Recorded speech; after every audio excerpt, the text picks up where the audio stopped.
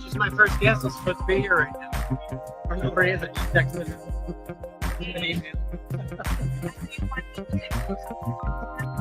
Oh yeah, wait, yeah, sure. I'll be here for. He'll be here for.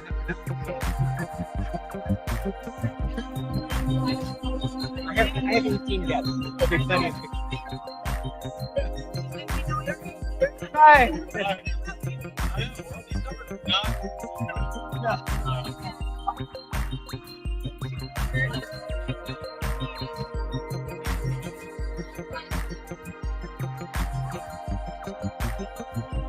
Michael, got it. Yeah. Okay, Ladek. All right. I'm like, sure. No worries. Stop. So, we'll get you set up. You got a pair of headphones there. You're actually the first person to use them, so. Okay. Great. They're Does that sanitized. really matter? What? Do I need my badge off or on, or does it matter to you guys? However you want to look. If you want to take it off, you're more than welcome to. If I'm here, doesn't really matter. And we're actually, so right now, I'm actually going to.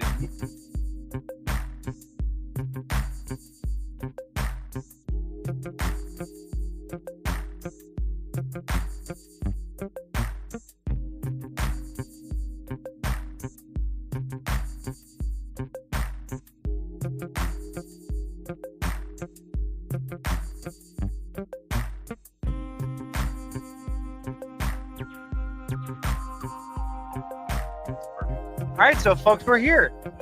All right, and so you're just going to talk immediately. Can I hear you? Yeah, test. Fantastic. Michael, how do I say? Michael Boyle's here for the eLearn podcast. I'm going to shut off our little music here. And here we are. Excellent. Let's get you in the It's a cool screen. view, right? It's a great view. So we're here live at Educause 2023. It's technically day 2 of the conference, I guess. Day 1 for me. Day 1 Right. for me too. Day 1 for me. But you're my first guest here. I'm really excited to have you. And we're going to talk about the last you presented or are about to present on the last 5 years of creating a student-centered IT, a student-centered IT service center at your university. Yeah. Yeah. It's essentially a digital fluency effort. Is Okay. what we're talking about here. So. So okay, so start me there. First of all, tell us who you are and what school you work with and all that kind of stuff. Right. So Michael Boyles, right? So I'm currently direct this student-focused digital fluency center at DePaul University. So Okay, the DePaul. effort's called the Tensor Technology Center. So Tensor's kind of the buzzword there, and everything kind of revolves around what we're doing. So my background is technical. I've been in higher ed my whole year, going on 25 years now. Started at an R1 university, computer science, a little bit more on the research development side of things, working with faculty a little bit more. But now I'm really focused on students entirely. It's all about, students are my stakeholder, students are who I'm after, collaborate with others, but it's all about the students. Fantastic. Right. Awesome. Right. Super cool. So what does student-centered IT focused mean? I mean, it's one of those phrases where for me, from like as an outsider, you'd think, well, wouldn't everything be student-centered at a university? Like, juxtapose that to other systems that you've seen. No, I think it is. I mean, it certainly is. I think when I talk about digital fluency, we're really talking about increasing tech skills. Okay. So this is a little different than, for example, instructional technology. Okay. Where Sure, we can sure. apply technology to either the institution or apply it to teaching and learning pedagogy, Mhm. right? Which is all great, and that has a place as well. What I'm talking about with this initiative, which is only 5 years old now at DePaul, what it's focusing on explicitly is increasing student technology skills so that they're better prepared for the real world when they're done. So let me scratch my head and ask an interesting question. You say it's only 5 years old, and if I do the math, that's like it started in 2018. Exactly. Like 2018. Facebook was already, like 13 years old at that Absolutely. stage. So like, talk me through that. Is that just like the university didn't wake up to The this? Or- formality. No. And it's funny because I'll comment on this in my talk here tomorrow. I mean, this is happening. This idea of digital fluency is happening probably 95% of the universities. Right. I think it's a matter of how explicit is it, right? I mean, I run into peers at other institutions that are doing this work. They don't really call it that. Right. The administration doesn't recognize it as that, for example. So no, at DePaul, we were fortunate to have an alum, right? Yeah. Benefactor, just kind of wanted to formally It's always good to have that. right to formally recognize this initiative, and we had the opportunity to start this center, right? Yeah. And here we go. So the official effort is 5 years old. Okay. Sure. Right. And so I think what's kind of fun for me is I presented on that only a year after I started in this Right. role Uh-huh. as the inaugural director of this here at Educause in Chicago in 2019. Right. So it was well received. We got some good feedback on thoughts. Right. We hadn't done a lot 1 year in. So I just kind of threw this out there as let's see if the community wants to hear kind of What happened reflections in 5 years and yeah. So here I am. So take me there. So I'm interested. Like, it's easy to talk about successes. So let's talk about those first. Like, what do you think 5 years in? What have been like if you had your 3 to 5 bullet points of like this is amazing? What would you say that is? And that's really what we're kind of talking about Right. tomorrow. And so a couple, we're happy with our co-curricular engagement, right? I mean, this is a very common area. We're talking workshops, bringing in alumni and such. That's really popular. What I'm specifically talking about tomorrow, one aspect are competitions, asking people to consider gamifying the workshop experience, right? Oh, Can we, trick students? Of course, it's not really tricking. They know how to play games. They know what it's into. But yeah, it might be the other way around. The students might trick the professors. Sure. That's fair. That's Yeah. fair. No, and these are co-curricular, so these have nothing to do with Right. on the side. Offer these competitions where students can learn these tech skills on their own, and then practice them. Maybe Okay. for prizes or whatnot. They love talking with their kind of answering with their friends a little bit, so that's fun. Another area is to engage the faculty, right? So kind of opposite that spectrum is to engage faculty with the curriculum. So how can we influence kind of the maturation of these technical skills for the students through the curriculum? We don't control the curriculum. We can't teach every course the way we want to teach it, of course, right? But we can ask faculty that are interested to change one assignment, right, or add some technical component, to give these students this opportunity. I'll give you. So I teach at American University myself, and so one of the things I did in my course this year, I said, hey, let's talk about this AI stuff. Let's put it on. Let's just put it. Let's not even hide it. Let's put it right in the middle. And what was really most surprising for me was how many of the students were like, I don't want to give my data. I don't want to participate. I found that really actually fascinating. It was like half the class they weren't interested. Yeah, no, I'll buy that. I still have students say that they're scared, that they literally can't do it. I mean, I had a student tell the story, he's on his phone and he's typing on his laptop, kind of one hand each, and he's telling me that he can't do this technical project that I'm asking him to do. I just don't accept it, right? I just refuse to believe that they can't do it. So, they just need push. They need some mechanism. I mean, they like the carrot in a lot of cases, right? So sure. This is why, this concept of engaging faculty, I literally had a student ask me the first term I was here. So this is fall of 2018. After a technical workshop that I did, I think it was a data viz workshop, lasted for 45 minutes or so. And they said, oh, this is so exciting, but I can't really do any more on my own time. Right. I'm overcommitted. I'm overbooked, as our modern students are everywhere. Yeah, sure. So he literally asked me, can you find a way to get my professors to make me do this? Interesting. Right. And I and that's slipping it into the that class. quote, Yeah. And then we say, perfect. So Right. let's try to do that with faculty. And once again, I mean, this is not novel. I mean, some faculty are doing this on their own. Yeah. They're doing this before I came and before this initiative was formalized. But it's exciting to see it and just grow it. So how many of your faculty, going off the second point here, still either come to you or they raise their hands up and they say, hey, look, I teach, ancient history. I'm not a tech dude. Or I'm not a tech woman, that kind of thing. Like, it's 2023, almost 2024. Is that still something you hear all the time? Yeah, not all the time, but it is absolutely out there, right? Yeah. There's no question. I mean, I was just in the keynote, right? Somebody said kind of three buckets of faculty. The ones really far out, a huge bucket in the middle, and then the some that are in the back. The laggards, yeah. They're still scared of computers, So okay, let's Fancy calculators. yeah, maybe we'll put those aside. But and in fact, when I get engaged, I have some kind of rules that we follow. And one of them is don't push faculty, right? If they're not interested, I'll wait. Right. There's plenty of others. Sure. We don't need this kind of burn bridges and upset anybody. That's not necessary. I mean, some faculty want it because they recognize that it is beneficial to their students. Right. So they proactively seek us out. Some faculty will be responsive when we go to them and say, oh, I know your topic, this topic is perfect. Let us, I like to say change one assignment as a first step. Sure. Just change one assignment with you. Still do your own discipline, your own course content, right? We're not trying to change the curriculum here, but just swap out one assignment.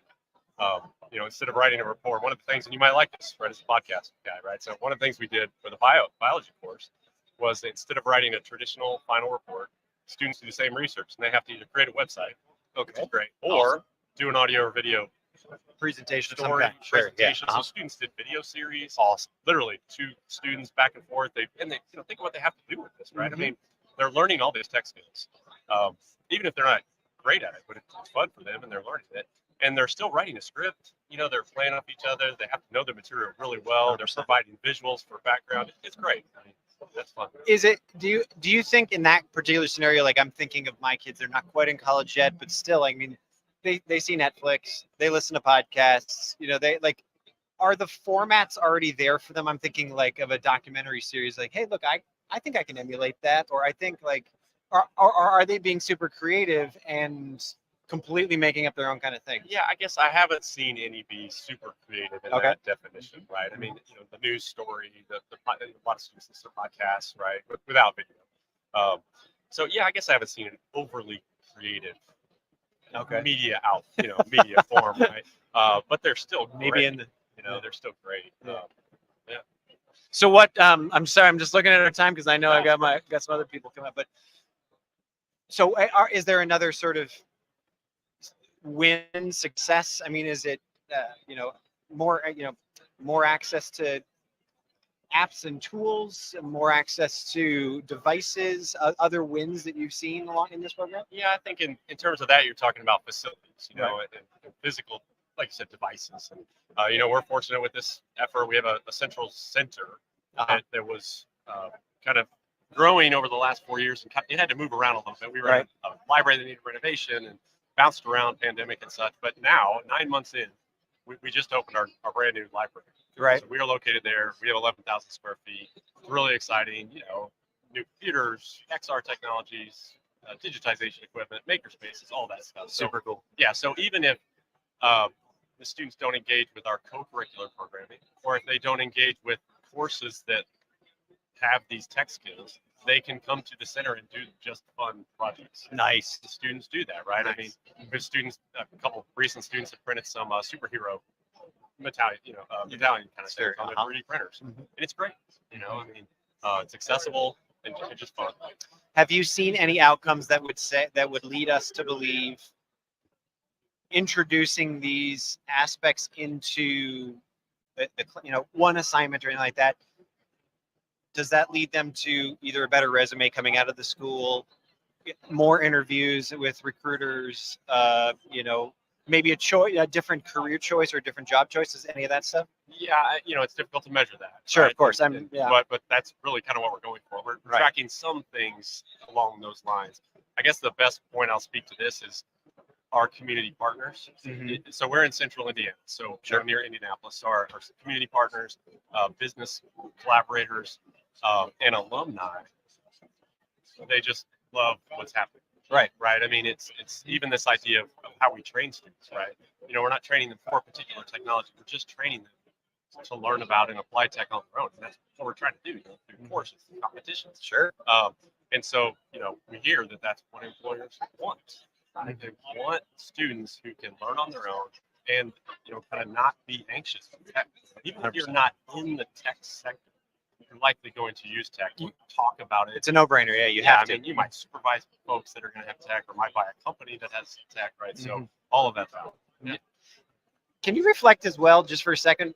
You just mentioned something that I still find fascinating. People who've listened to the podcast a lot know I live in Mexico City, right? So I've had an international life for quite a while because my wife, her work. But what you just described is like a classic, I think, college town. Like, so here's, we've got the college, and then there's industry set up around you. Maybe you've got some spokes that go out into, more other parts of Indiana, and then like, sort of the central United States. Does it still feel like that? Does it feel like you're really connected to your community in that way, and like it's not sort of everybody coming out of the university is like, I could go wherever, or whatever? Like, do they stick around? Like, do you have any sense about in that? fact, well, I mean, the state of Indiana's got an initiative to try to keep college students in Indiana. Indiana, yeah, sure. We're missing talent. Yeah, 100%. You don't want the brain drain, yeah. Right, Sure. and I suspect most states are Right. familiar with Indiana. So yeah, ours is a very traditional college town. It's pretty small, and so that kind of town and gown with the very local community is solid. But there's only so many jobs there, of course. So I don't think too many of our positive. Not very many of our graduates literally stay in that town. Sure. A handful, of course, but the next closest city is Indianapolis. It's less than an hour away, and so obviously lots of There's a draw. Yeah, there. yeah. And Okay. other bigger towns around Indianapolis. What? Just one more question on the employer side. Are they coming in and offering tech options? Are they coming in and say, hey, maybe try this, or are they saying to you, these are the skills that we want, these are the skills that we need? Can you please produce Yeah, this? try this. Yeah, not directly to me personally or us through businesses so much, but community partners. Okay. Organizations that gather this information. Right. I'm thinking of one in particular in Central India that we work with heavily for this exact reason. In fact, over the summer, my interns, I asked them to, kind of present what they did after a few weeks, normal stuff, but I asked them to comment on these kind of professional skills, to consciously think about these professional skills and comment on that. Right. How did this help? What happened? Things like communication, accountability. It's good for them to intentionally be able to tell that story. Nice. So, yeah. So Nice. that's actually one of our challenges with students is they can't tell their own story as well as they should be able to. And it's yes. I'm going to reflect on my children. The guy, he's writing AP classes right now. My guy who's going to go to college, and getting that out of your head and being a self-advocate, being able to do that in a succinct way is it's a core skill. And then to not go too far, like to feel like you're, it's that humble bragging kind of thing. Yeah. Absolutely, but you have to tell your own story. But yeah, but at the same time, you got to advocate. No one else is going to tell your story, or not very many people are going to tell your story, right? So yeah. So there's a an initial challenge. What are the challenges over the last 5 years? Like, what have been your biggest challenges putting this together and making this sort of just a part of what everybody just assumes is happening at the university? Yeah, and it's just collaboration. Building those relationships is another kind of recommendation point. I think relationships are important everywhere, business, big universities, but really important at these small liberal arts colleges. I mean, we have less than 2,000 students, or right around 2,000 students, and there's to build those relationships, right? You need those easy wins, and then let that snowball with a faculty member heard good things, and then they want to come back, and that's literally happening. So Nice. I think that's big. Always interested in increased diversity. So DePaul's got a pretty good international population, but it's not 50%. So let's say, I don't know exactly, maybe a quarter or so of our population might be international students, but I don't know, 75% or so of our users in the tech center are the international students, right? That's interesting. It's very interesting, right? So we're actually kind of trying to get more domestic students to some extent, and kind of balance. What do you think drives that? What is there? Yeah, that's a tough part. I don't have a great answer, but one thing we definitely know drives it is word of mouth. The students that engage with us, and this speaks to these relationships, right? They have a great experience. I mean, we have a large population of students from Vietnam. Okay. We literally have now. I'm seeing, and they're 5 years, right? So we're starting to see siblings. Oh wow! Oh yeah, yeah. My older my brother, my came sister was here. Yeah, sure. Spoke so highly, where people in the same town are sitting. So, that's a big part of it for sure. Wow. Yeah, and I don't know. I like to think we're giving them a community, a place, right? Because they're international. They're obviously small town. Most never visiting this campus or Indiana before coming. And so I think they just find their place and they're happy. So it's a good problem to have. I love that we have, it's still, I'm old enough, that I've been around the block for a while, and it's still a thing here again in 2023 where, when I went to university in the 90s, that study abroad event, or like, that was a total game changer, that was very only accessible to, a very small part of the population. It's much more accessible today to so many students around the world, but it's still that eye-opening opportunity. And now you have this, through your center, are able to say, wow, look, here's an entry point to build a community locally and, create an experience that's totally memorable, Yeah, no question. And we're proud of it. And I think we're doing a good job, and students seem to be happy. Super. So what's next? What's the next 5 years? Yeah, next 5 years. Well, we're excited to have our new space. So we still have to get that kind of going a little bit. There's still one technical thing left over from supply chain pandemic issue. So we'll get that going and really get some users in there on their own. The other thing for our campus is we have a new strategic plan, a new 3-school model, and we've introduced a School of Business and Leadership as well as our liberal arts sciences background. Mm-hmm. We have a new creative school starting next year.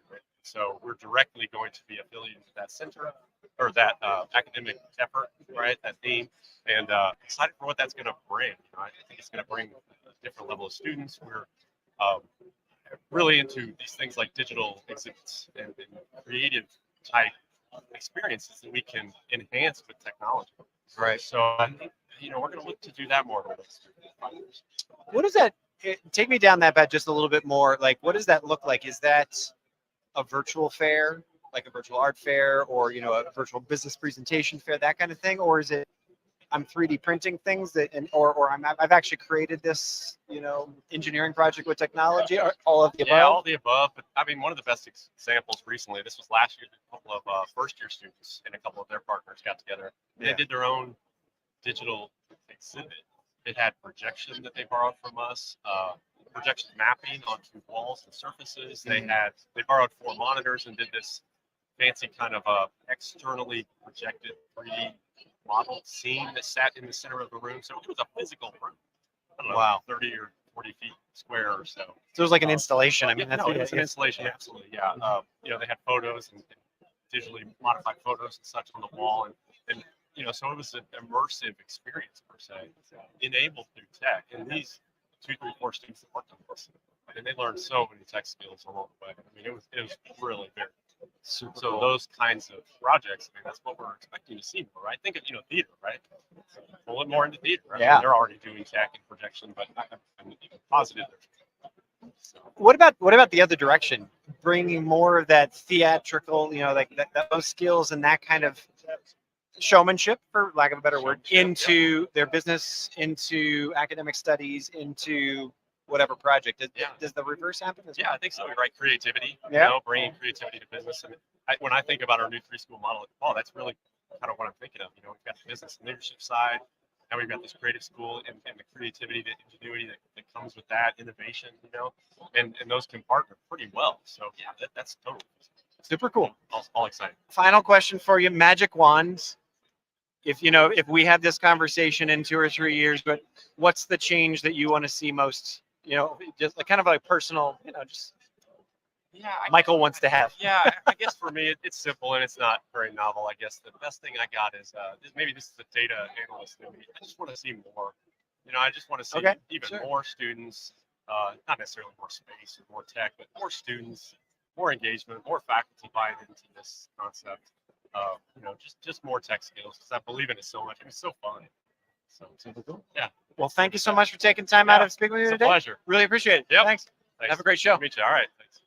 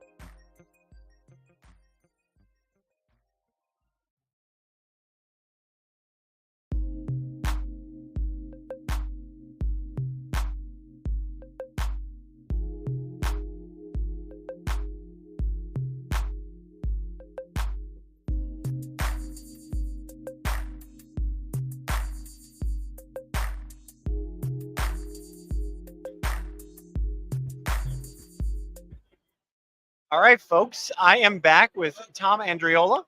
Did I get that correct? You got it. Perfect.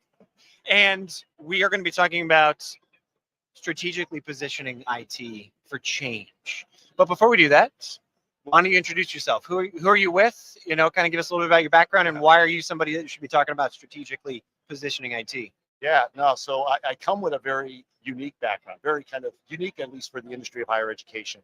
So my official role is the Vice Chancellor and Chief Digital Officer at University of California, Irvine. What does that mean? It's like, well, I say digital is technology and data working together, right? And so I own everything around both of those topics for the university. I don't really have an organizational structure. I work across boundaries every day, which means I'm usually involved in the conversation, sometimes in a leading role, sometimes in an enabling role. And how do you create a role like that? It's like, well, you have a leadership that really understands that technology and data are transforming the way a university works, and they wanted to have someone with that background at the table for every conversation. So I'm involved in conversations around how is it going to impact teaching? How is it going to impact research? We have a large healthcare enterprise at our university, so I'm involved in the healthcare mission. Background, I was in healthcare for 20 years at the intersection of how technology and healthcare were changing. I've been both a business leader and a functional leader, so a CIO role. I call myself a recovering CIO. I'm on step 8. Sure, yeah, absolutely. But I'm unique because having been a business owner responsible for software and software as a service products, I kind of understand what the market brings in terms of these enabling solutions that you might use in your enterprise. And then I put the partnerships together in a way that a lot of people don't quite understand are possible. And it drives our innovation cycles very, very fast in comparison to the average university. I know that there's not an undercurrent, but a very specific track here at Educause around profession, right? About how to build not only build a profession in a university, but you sort of flex as an IT professional within this. How did you when did you wake up and you're like, hey, Irvine is my place. I need to be. Did the opportunity present itself to you? Did you go and pitch yourself? Like, as you say, you're recovering CIO. Yeah. Did you kind of okay? Look, I've got my golden parachute, and now I need another gig. What's the deal? It's actually it's an interesting question. Here's why. Because I was actually building a business in China, living with my family in China. Okay. We still had a house in Northern California, which is where I'd spent 7 years before that. Came back and I was ready for my next gig. Right. Okay. I was with Philips, a global multinational that a lot of people know Philips either for shavers or televisions. I was actually with their healthcare division. So we came back in the university. We want to see a candidate who's non-traditional. Right. I was the non-traditional candidate. Sure. Okay. And what I brought was this blend of, I understood the power that technology could bring, but I spoke in a business language, right? A non-technical language. And so it just resonated with the university at the time. I actually spent my first 6 years working at what's called the Office of the President, so the system office, which is an interesting role because you then get this balcony view of all 10 campuses. Mm-hmm.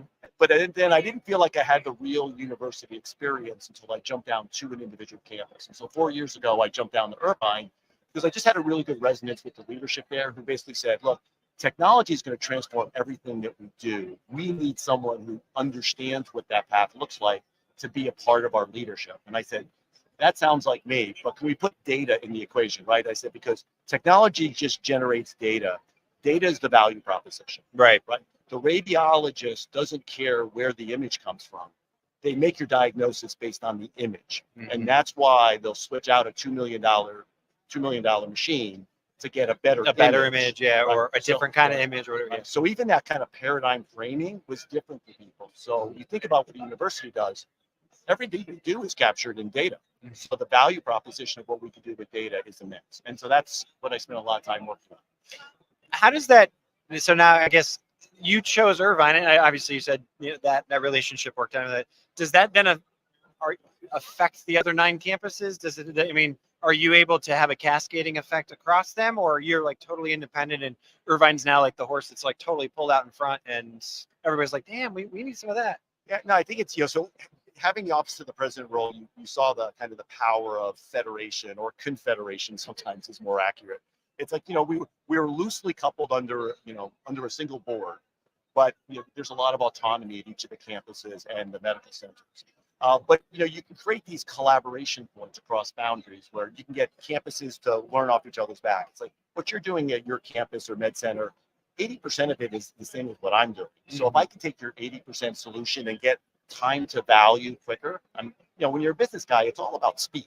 Sure. Right. And so getting IT people to understand the value of being fast to deliver what your customer is looking for is something of a mindset shift. And so, we're really big on saying, I don't want to reinvent the wheel. I want to find a wheel that works really well and tailor the last 10 to 20%, because that's what'll get us become fast and agile. And in today's world, even in higher education, it's about being agile and adaptable to the challenges that are being thrown at us, whether they're financial, marketplace driven, government, public sector. In that triangle that you're putting there, so you've got budget, agility, and speed. Are you always flexing on the agility side, or like you can? They always say you can have 2 points of the triangle instead of 3. Like is that where you try to counsel everyone across the university system? Yeah, I think that triangle worked for me until I became a business leader. And then they don't respect that triangle. Then they're like, all 3. I got a great all the time. I got a great story that I won't bore you with, but it doesn't work. Yeah. I believe in the something that James Collins in his book Live Great brought Okay, out called sure. The Genius of the And. Okay. It's teaching people it's not about ors. Great leaders embrace ands, right? It's not about excellence in research or access. It's excellence and access, right? And there's a great example in higher education. It's about Irvine is about excellence and access. We bring in a very diverse student body, and they graduate at very, very high rates, right? And so it's, what I teach is the genius of the and, embracing and. That's where real leaders are made. So let's talk me through what you just presented. It was yesterday, correct? Or was it this morning? Had some yesterday, have Oh. some later today, have some tomorrow. Awesome. Not, So not as busy as you, but really, I'm busy. So talk me through what like exactly is this sort of, hey, for anybody who's kind of a newbie in this thinking, or is this, look, you guys are all IT professionals anyway, here's some new tools for the toolbox, or is this like, here's next gen stuff that you really should be considering and we can show you how to do Yeah, it? let me give you like a real tangible example that your audience would understand, right? Or and identify with, which is every university has their student success initiative. Right. And so, that student success initiative is really about improving graduation grades, closing achievement gaps. That's kind of the standard way of how do we move the needle. Okay, so as we have our program, two things that I was able to do. One, help them understand that the insights we need to move the needle are about leveraging the data that we have. How do we go from data to information to knowledge to insights to generating organizational wisdom? And then how do you build an architecture that allows you to adapt to more data being generated, more technology being deployed, so every new tool is generating more data? How do you build that architecture? And then how do you then drive your student success initiative differently through leveraging data? So like, well, Tom, that doesn't sound that unique. Well, it is when we come back to that plus redefining what we mean by student success. Right. So our student success isn't about just what happens in the classroom. It's what happens through the entire admissions process, from the time the student first contacts and say, I have interest in learning about UCI. It's about everything going on in student life, all the groups that they're a part of and clubs they're a part of. It's about the services they apply on campus. It's how they work with the Career Center. It's all the placement into their first job. So we talk about our holistic understanding of our students goes from first request for information to first job place.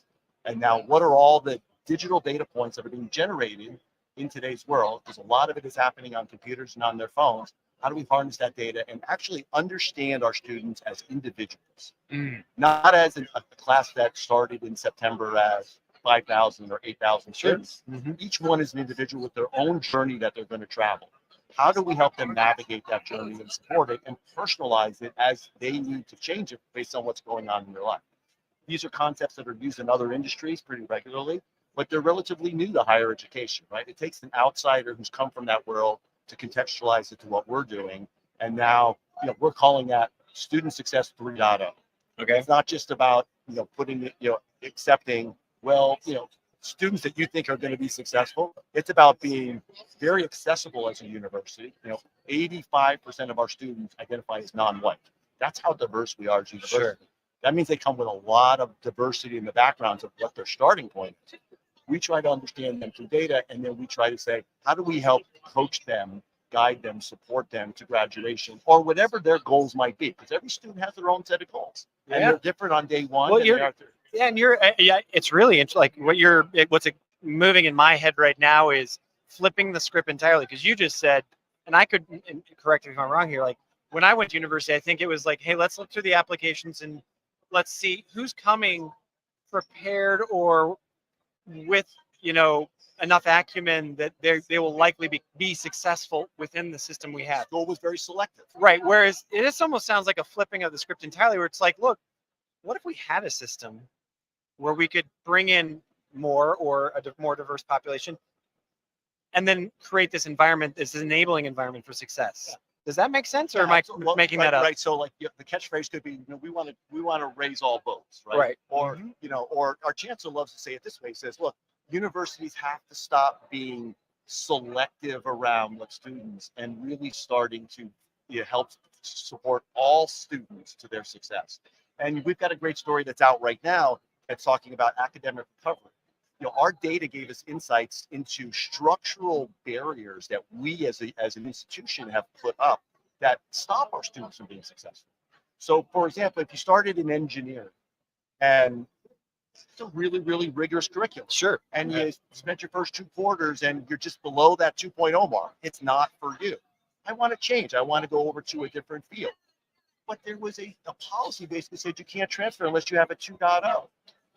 Like the data showed us that They should transfer, but we don't let them we transfer. don't let them transfer. So what does the Yeah. student in that situation do? Right. They drop out. They go back to community college. Right. We've driven them out of the organization. That's why when I went to college, and I went to college before you, I'm pretty sure. I don't know. I don't know. But it was look to your left, look to your right. One of you is not going to be here by the time you all graduate. Right. That's the attitude of the last generation. This generation is about really saying we have to put scaffolding around every student, and it needs to be more and more personalized to help every student get to their goals. For some, it might be grad school. For most, though, it's how do I get into a great job after graduation? Not just a job, because a job may land me in that situation that we read a lot about. I can't pay off my student loans. Right. I can't live independently. What we want is to help students get great jobs. And that has a lot to do with why it doesn't just happen. It's not just around the curriculum and grades and transcripts. It's about experiential learning opportunities. Right? It's about building the competencies, about being in clubs and taking on leadership roles. Right? I've set up technology platforms so students can really get their hands on marketable skills. I have 3 kids. I have one kid who was not a great student who would have fallen into that category. But I taught him what Salesforce was. Right. And he trained himself up on Salesforce. And even though he didn't have a GPA that would get him an interview, he had the marketable skill that got him in for that conversation. And then he had the skills, the personal skills to be able to land the deal from there. We need that holistic approach to what we work with our students, not just get them to the stage, get them ready to go out and live independently and being a productive member of society who can live independently because they're in a job that pays them more than just a living wage. So redefining what that looks like, and data is the insights that'll help us understand it, but then understand each student individually so we can personalize how we support them. The nudge might not be about finish your assignment. The nudge might be get to the career center, finish your resume, and start applying for these experiential learning. Right. That might be the most important nudge for that student, because what they said is, I really need to land a great job because I contribute 20% of what I make back into my family's income situation. Mm-hmm. So that might be their priority, much more so than having a 3.8 GPA. So how do we recognize that? Yeah. And so what's the, I have like 1,000 questions here that we're not going to, I'm just looking at our time here.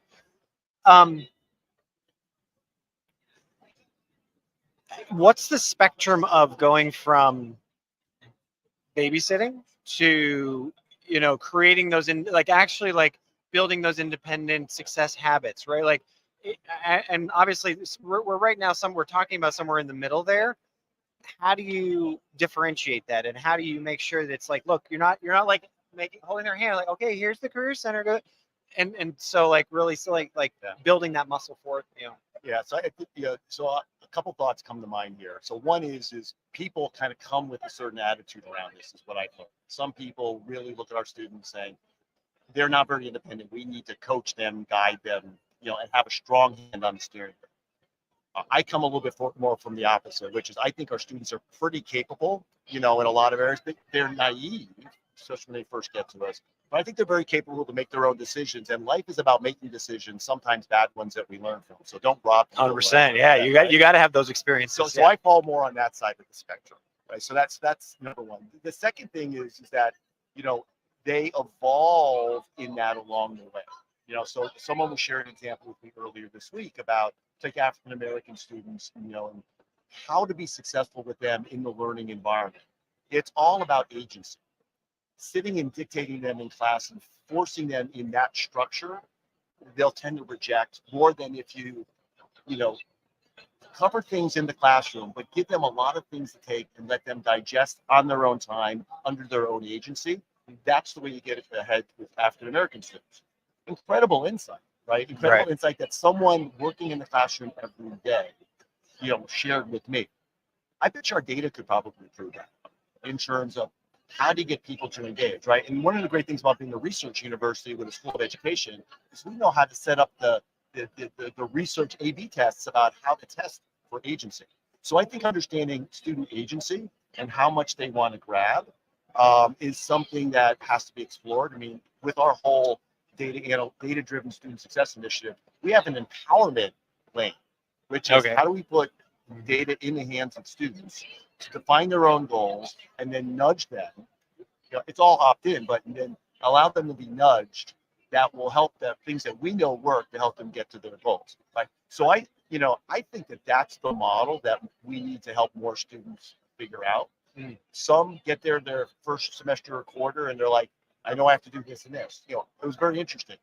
80% of students show up at a university saying, I'm going to be doing like internships while I'm here. And then by the fourth year, only about 25% have. Okay. So who do we put that statistic? The onus on, like who's got the onus for making showing up? Yeah. Okay. So someone's got to be with the city for sure. But are we as a university doing everything that we could? Are we nudging? Are we reinforcing the importance that it's not just about the degree, but it's also about having skills that the market desires, right? If you look more and more, employers are looking at skills and experiences over degrees and GPAs. Oh yeah. Right. And so that's the trend.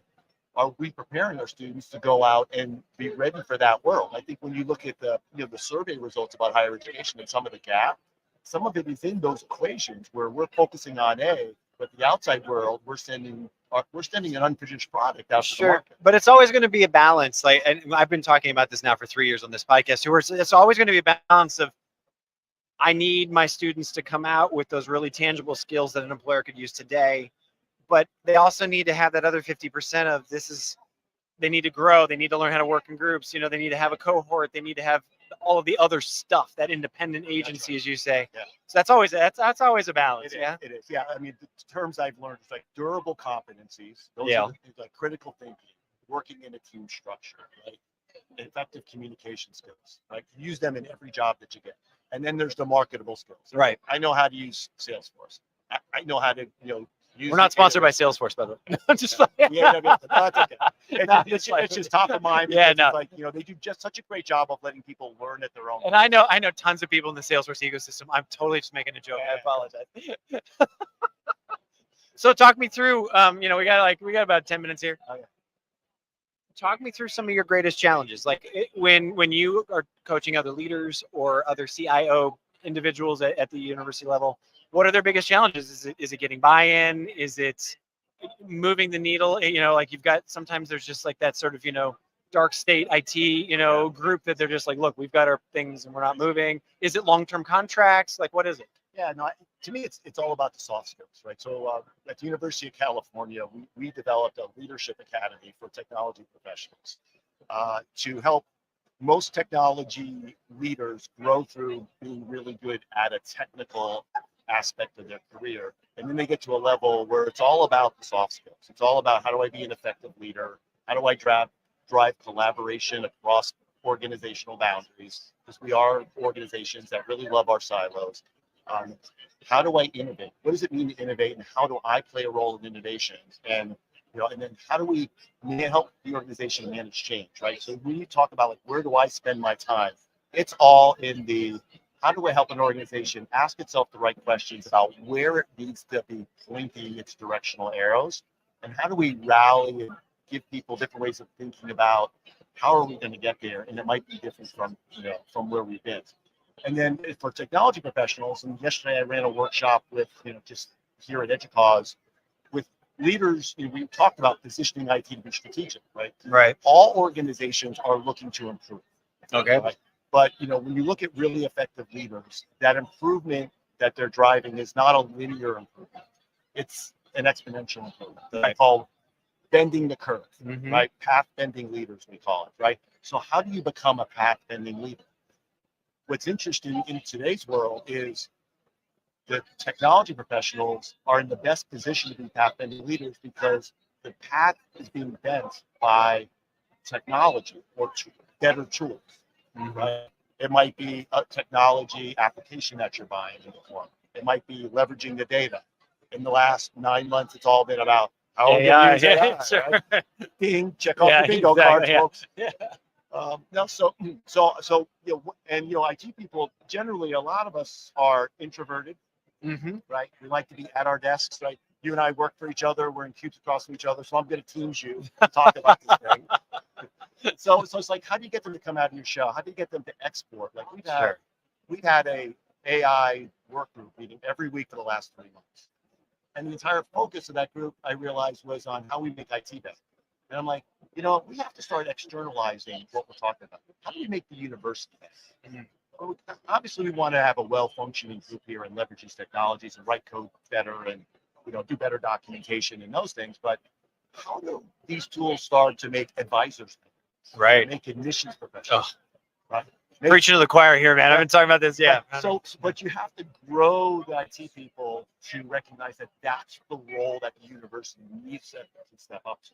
And for some, it's a scary proposition, but these are learnable skills, right? I'm actually a closet introvert, right? But I've learned how to be extroverted in my approach to help organizations, right? So it all comes down to really 4 words: leadership, collaboration, innovation, and driving change. And so that's what we teach, those skills, because they're very learnable skills. They're not magic. You're Yeah. not bored with them. There are techniques. And so we work with one of our academic partners at the university, and we put 170 people through a formalized cohort-driven program. Nice. We have 9 of the people who've been through that program who are CIOs today. They're sitting CIOs because they've mastered those skills and they've made them the leader that some organization wanted to hire into that chief seat. I think that's pretty cool. Yeah, 100%. I'm just going to pull this down because I want to be able to hear you. You're Okay. talking at me. It's more fun kind of. Yeah, no, I understand. visual I want everybody else to hear you. For the line bending, the curve bending, Path bending.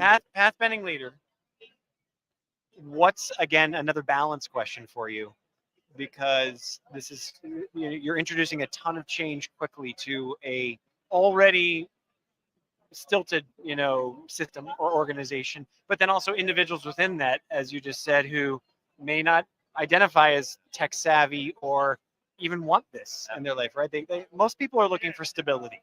And when we're talking about, there's always that juxtaposition. Like, people crave stability. We try to build so much of that in our lives, and yet our leadership always is trying to push us to change and grow and those things. So talk to me about that balance. Yeah, so a couple things that I've learned over spending most of my career doing this. One is how do you create the right climate? Using a different word. And I use the word culture. Culture is part of it, but climate is, how do you create an environment where it's safe for people to, 1, be authentically who they are, 2, feel comfortable to take risks? Because I think that's one of the big things that's missing in higher education is people are afraid to take risks, and you have to create an environment where it's okay. And there are actually strategies for how to get people to be willing to take that risk, to put up their hand saying, I've got a crazy idea, to, okay, go try it. We got you covered, right? So I think creating that right type of climate is one. The second is, and we invest in a lot of this, we have a formal program, giving people an opportunity to reskill themselves, right? So we work with a learning management platform that essentially allows any person at the university to learn any new skill. It could be an IT person who wants to become a better communicator. It could be an IT person who wants to learn cloud. It could be a business person who wants to learn analytics. So, what you see when you look at statistics. So a statistic this week, 97% of people feel more confident in doing their job when they've been able to invest in learning a new skill. And the reality is that most of the content has now been curated and available online. Sure, yeah, content. Yeah, we got plenty of content out there. Plenty of content. So we are actually very liberal about allowing people to invest into themselves at their own pace, and then also to formalize. We put all of our managers through this kind of leadership training. 55 managers in IT who've all been through like, how do I become a better leader? We also said anyone from around campus who wants to join these cohorts to get access to this content, join. Right. It's not about IT. It's about all of us getting it. So the combination of the right climate and allowing people to upskill themselves, give them the confidence to get over the fear of right? And what you're looking for is that first 10%. Right. 10% early adopters are where you invest. You got the other 50%, well, take 20%. 60% are sitting on the fence. and they want to see that it's safe. And once they see that the water's warm, they come to play. And then you have 20% who are digging their heels in, and it doesn't matter what the topic is. They're just not. They're not going to show up. Yeah. But you don't spend your energy on it. You spend your energy on the fence sitters. Get them to fall to that side of the fence of where we're going, and then the word is laggard that we tend to use in technology diffusion, right? But the laggards will make their own decisions. But if you get 80% there, it becomes the new norm. Right. It becomes the culture or the climate, if ever you prefer. Yeah. So that's the change management training that I've been exposed to both in the classroom and through real world practice. Fantastic. That I've tried to bring into what we do. Final question for you. Yeah. Wow, it's amazing how fast this time goes. Talk to me about data privacy. So this has been a talk around how do we create data, how do we use that data better. Data's from everywhere. We know that that's also a muscle or a flag that, especially students. I was just saying to the last guest, like I just went and taught a class at American University. That's where I'm a professor and adjunct instructor. I don't want to give the wrong impression there. And I was really surprised at how many of the people in my class were like, hey, you know what? I don't use AI products because I'm not interested in giving my data away. Or, there's a lot of data. Talk to me about that. So first of all, a great example of the student agency. They have a recognition of it at their very young age. I think that's a really good life skill that they're coming 100%, to the table with. 100%, yeah. Love that. Okay. So I've also do healthcare. So I do both education and healthcare. Healthcare, this has been a topic even longer than what we've been dealing with in the education part. So, what we have found important is to have a data governance function that is well represented. So, lots of different players are at the table. People like me who are very pro data, people who need to point out, the sensitivity points and the regulations. So your privacy, your compliance, your legal people, your information security people. So we create a kind of a robust structure, which is called kind of data governance, where we have informed conversations around, and I can use very regular words.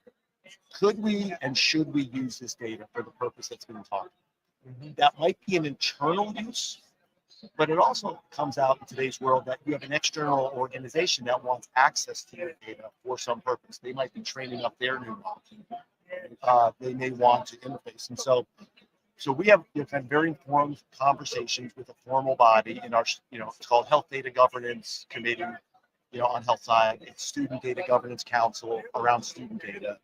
A process for how you make formal requests if you want access or you want to start using a new data source that hasn't been endorsed. You bring that. So we're doing something in student life right now with smart cards. Yeah, sure. Right? That's a big one right now. So, we've socialized. Here's how the smart card is being deployed. Here's all the services and the roadmap for data points that are now going to be generated about our students. We want you to understand what's coming. And as we start to say, this data source, we want to include into the data architecture that's going to drive some of our student success algorithms and programs. Could we and should we include that in what we use? Right? And so it's an interesting, that's the way, informed conversation with lots of different lenses looking at the problem. The question I got about 2 weeks ago was, hey, Tom, do you have students on that council? And I said, right now we don't.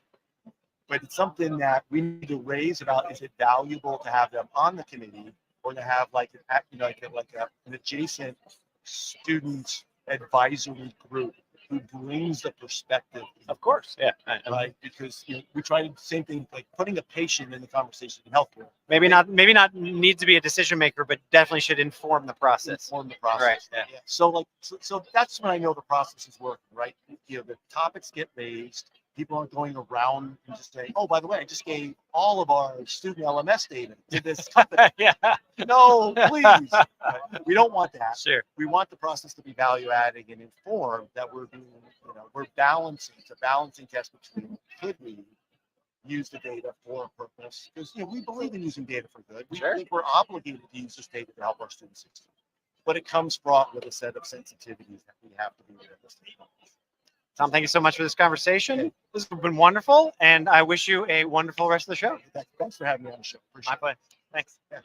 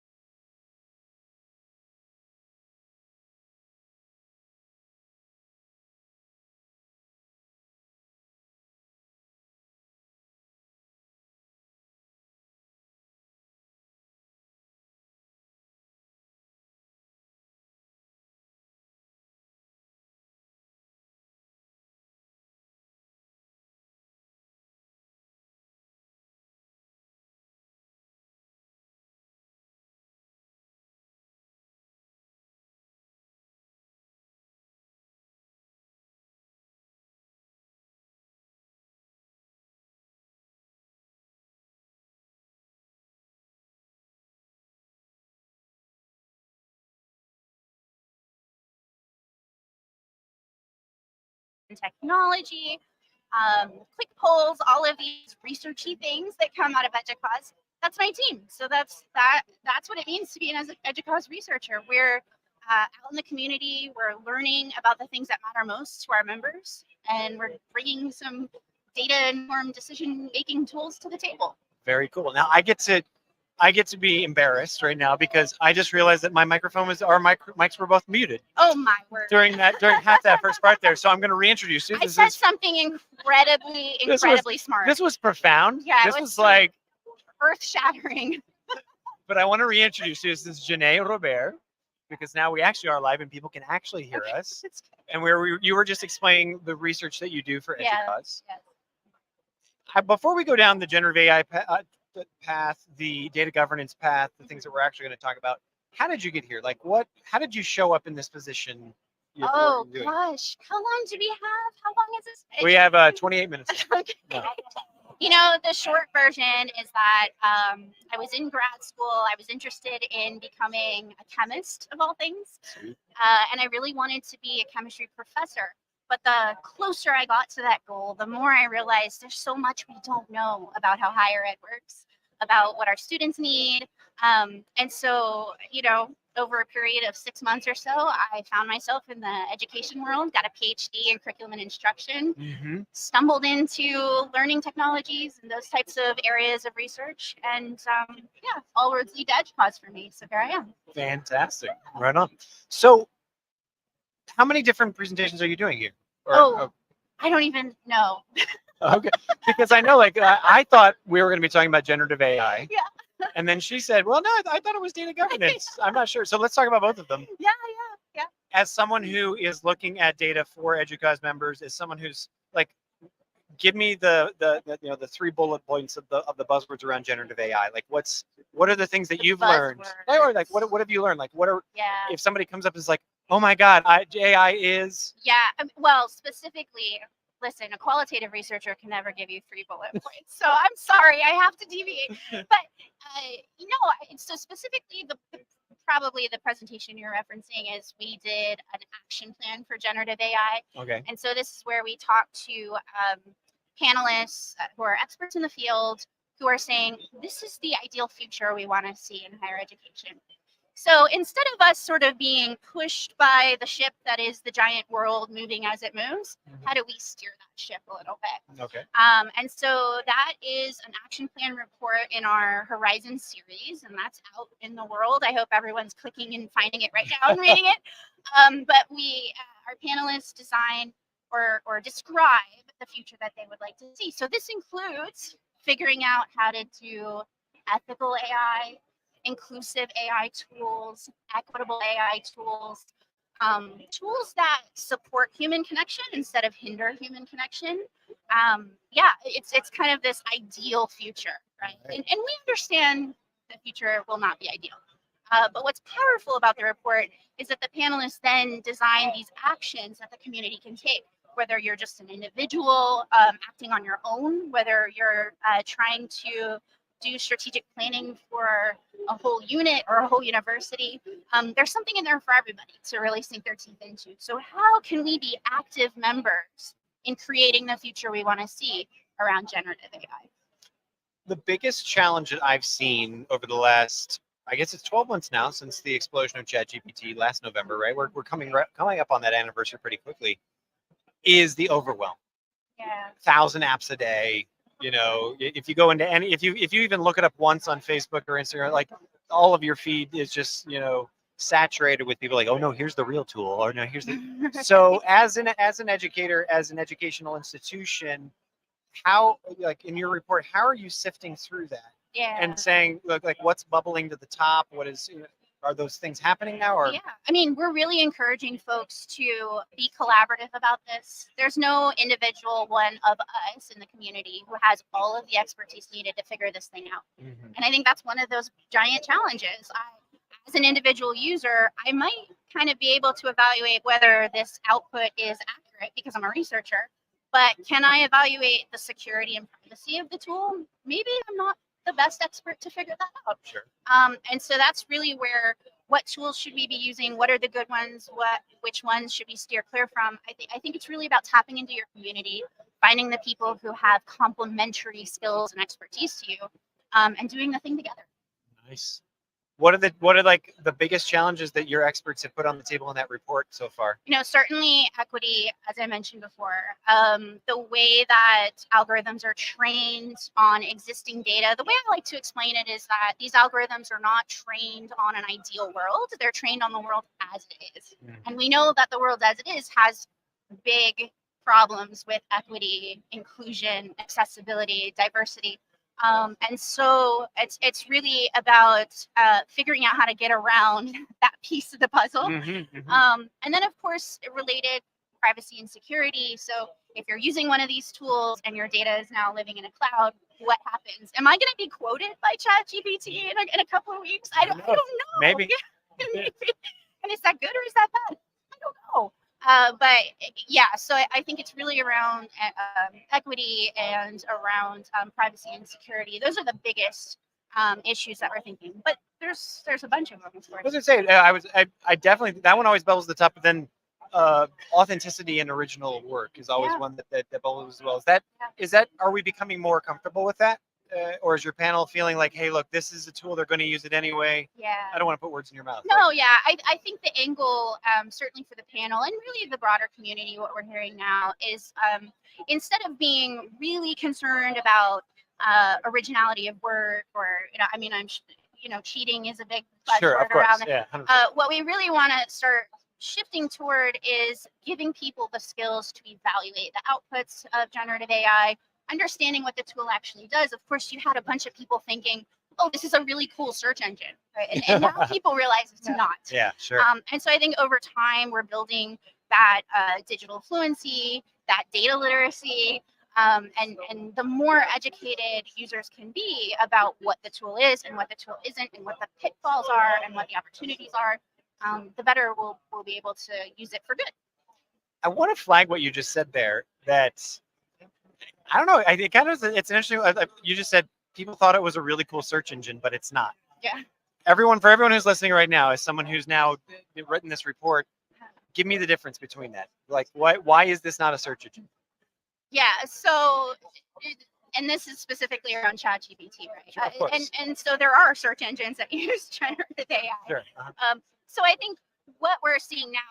Logged into ChatGPT a few weeks ago and saw that there's now like an alert that comes up that says, hey, this information is not necessarily accurate. Sure. So in that case, and I'm not a ChatGPT expert, but my understanding of that tool is that, it's predicting the next letter. Word or literally the next letter. This is a logical answer to your question. This answer makes some sort of sense. It may not be accurate though, right? And so that comes back to understand the tool itself. So is this tool intended to be like a brainstorming buddy? Is this tool intended to help edit some of my words? Is this tool intended to access the internet in real time and give me search engine results, but maybe in a more robust way? So you really have to evaluate that on a tool by tool basis. Sure.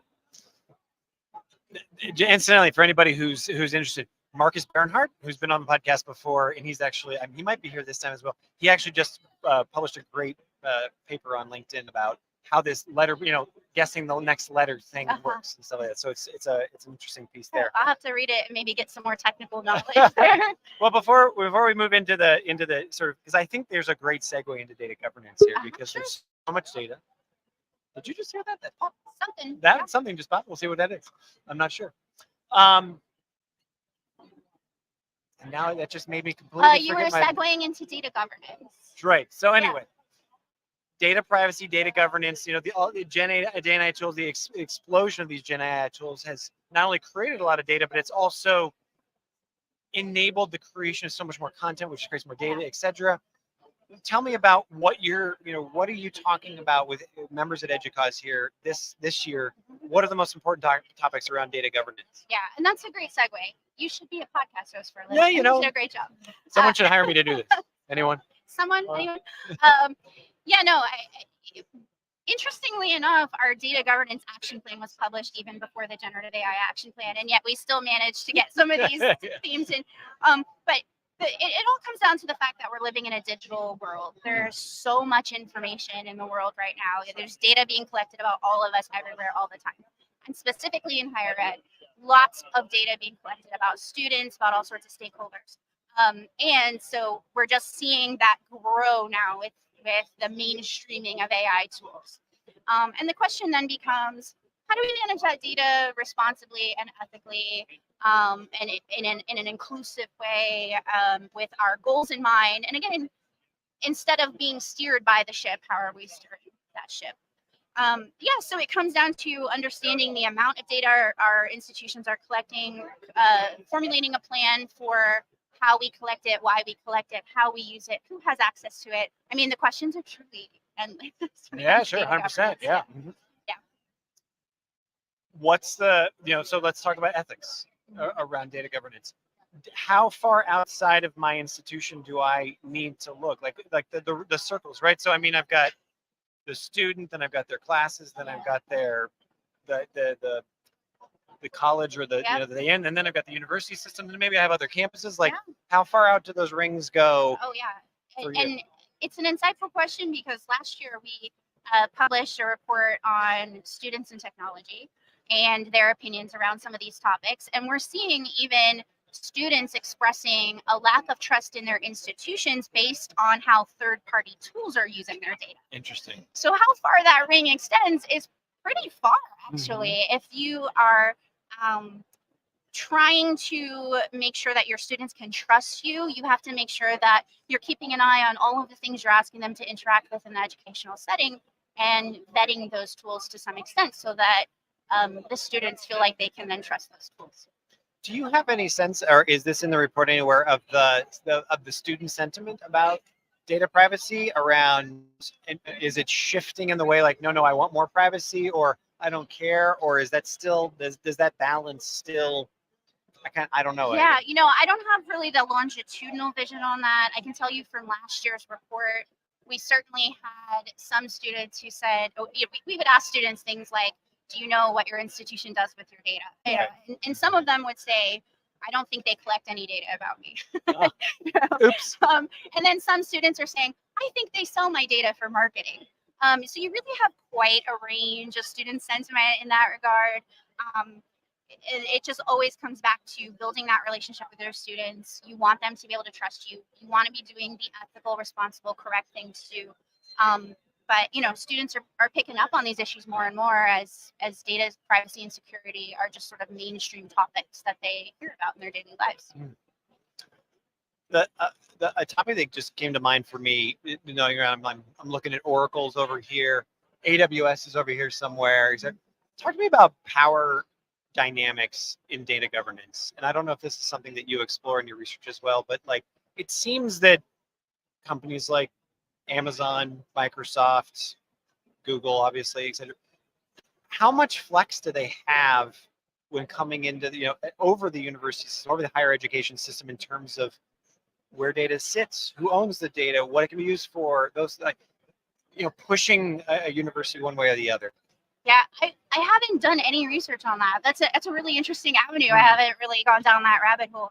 I can tell you, really from the faculty perspective and from the student perspective, they're more thinking about that one-to-one relationship between them and the institution. So they're not really aware of some of these outside forces. But yeah, I don't really have any research on that. I'd be interested. So yeah, that would be an interesting research topic. I just wondered because they are the mechanism, or they are the cloud, right? Yeah. That so many of these universities use. Like that has to in some way shape the conversation around what access they have, what apps are used, et cetera, et cetera, et cetera. Right. It's a complex system, right? There's so many of us involved. So what's the biggest challenge in data governance if it's not ethics? If it's not, I can tell you that easily. And I bet you could get the answer from anybody on this floor right now. It's that unification of all of the disparate systems. Yeah. So classically, higher ed works in silos. At our own institutions, we may not know who's in charge of this piece of data, who has access to that. And that's across many types of systems, not just data governance. But it has a really big impact on data governance because there are a lot of people at the institution collecting data. There are a lot of people storing data, using data, seeking insights from data. And we don't always have those institution-wide policies, resources, governance plans in place that will help us use data securely, safely, and accurately. So what you see in the data governance action plan is panelists suggesting a more unified approach to data governance, having perhaps a centrally located enterprise level chief data officer, for example, and really having that core structure at the institution level to help bring together data from across the institution. But it's really important to note that nothing at an institution happens from the top down, at least with any efficacy. Okay. Things have to be a bottom-up approach as well. Mhm. So if we coordinate those two approaches, that looks like codifying data governance in people's job descriptions, making sure that they have the appropriate training, the appropriate support at that ground level. So it's really that two-pronged approach. I feel like there's like 10 questions I should ask. But I'm conscious of our time here. We got about 5 minutes left. What I would love to hear from you is, what is the next year of research look like for you? So That's you know, great, yeah. we talked about AI, we talked about data governance. This is a technology focused conference. This is a technology focused community. Yeah. What are the most important research topics that you are focusing on, and then the team that you work with? Yeah, I'll be diving a little bit more into privacy and security issues. So I don't think I'm giving anything away I'm not supposed to, but we should be seeing a Horizon report in the next year that'll start looking at Spoiler alert. Spoiler alert. I don't think it's a secret, hopefully not. But yeah, so that'll be a big topic of interest for us, especially, you know, these Horizon reports and Horizon action plans look at what could be possible 10 years into the future, whether it's possible futures or preferred futures. But we're certainly trying to help our community see around the corner a little bit, get ahead instead of being reactive, being proactive, preparing. And so certainly doubling down on some of that strategic foresight work, which is where the Horizon reports come from. And then topically, I'm quite interested in privacy and security. I'm quite interested in, of course, AI. Who's not interested in AI right now? You know, want to see where that's going.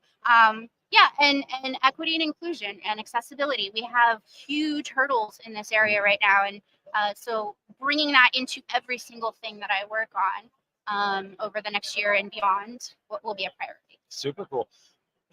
Are you able to look back in Horizon reports or anything else that you've done and said, hey, we got a couple of these things right, or we really missed on that one? Is there? We love this question at Educause. We love this question because it gives. You're always right. You know what it is? It helps us. It gives us an opportunity to talk about the purpose of the Horizon report. So the purpose of the Horizon report is not to predict the future. Not predictive, yes, Nobody sure. can do that. I mean, and if you know someone, please let me know. We can get in. I was just gonna say, we'll definitely get in on something good. Exactly. But in the Horizon report, we're really trying to give people. For any listeners who are familiar with the Horizon reports, we write 4 scenarios in every Horizon report that talks about potential versions of the future. And the reason that we do that is because we know we can't predict the future, but we can think about different directions the future could go in. And once the reader gets a sense of those 4 scenarios, they can think, okay, so the actual reality of the future will be somewhere in between those scenarios. We kind of refer to them as the 4 corners of the future. Nice. Okay. Yeah. So the reality of the future lives in the middle of those 4 corners. And so maybe you're prepared because you thought this could happen in this version of reality. This could happen in this version. Let's get ready for all of those potential futures. And most importantly, let's craft our preferred future. Let's think about what's possible and let's think about what we want. And then let's act to drive towards that future. Do those 4 futures, are they on any kind of axis at all? Like efficient I gave a versus... workshop about this yesterday. I should have gotten I should have gone to the workshop. I'm sorry, this is my fault. So there's okay. a couple of different ways to approach right, this. Quickly, because I know you have other really smart people to talk to. Our scenarios are called archetype scenarios. So in strategic foresight research, there are multiple ways to approach scenario building and writing. So we use an archetype model. So we look at a future that is built on transformation, a future that is built on growth, a future that is built on constraint, and a future that is built on collapse. Thank goodness I got those. I was right. just gonna say, yeah, that was bold. That That- was sweet. That You would have know been your stuff. embarrassing. All right. And so that's one way. But what you've talked about with the axis is another way to Well, approach it. I love that you so the Horizon reports, they always follow those 4 archetypes, or Yes. okay, because I was wondering, is it we choose a different scenario building process for different topics or whatever, and it makes sense to stay within the same, Yeah. use the same process, because then you usually get the same outcomes, right? You have the same kind of report that comes out, it has the same kind of 4 scenarios, I mean, etc. not to get too research nerdy about it, but it provides some validity. There you go. That's That's nerd on the back there. That's Come on. right. You got it out there for everyone. It provides some methodological validity to the process. Right, So sure. the Horizon reports, not everyone even realizes it, but they really are the product of our largest qualitative research projects each year. Nice. And so, my background is in qualitative research. I am a huge nerd. I love to talk about qualitative methodologies. And so, yeah, keeping that consistency kind of helps us to maintain the sort of more academic side of Rigor. things. Yeah. Rigor. Awesome. On that note, we will let you maintain your academic rigor. I wish you a very, very wonderful Educause conference Thank this you year. so much. Thank you so much for coming by. Really Yeah, it appreciate was so nice to meet you. Thank you. it. Awesome.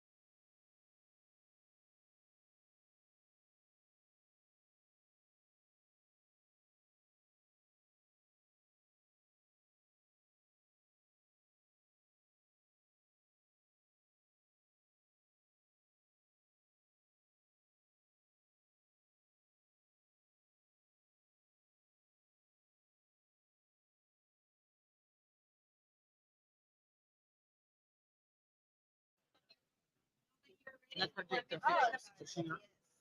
We're gonna go live.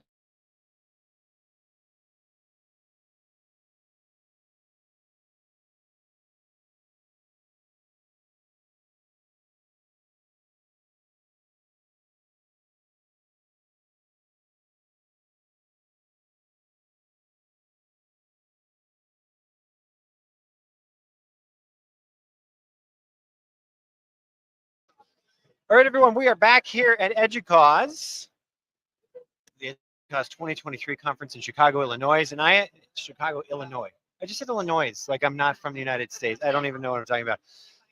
With Vanessa Kennan, and you have 4 names, so it's Anu Venkata. That's the only, I can only put 2 of them on there. Yeah, it's Anu Chimada, but yeah.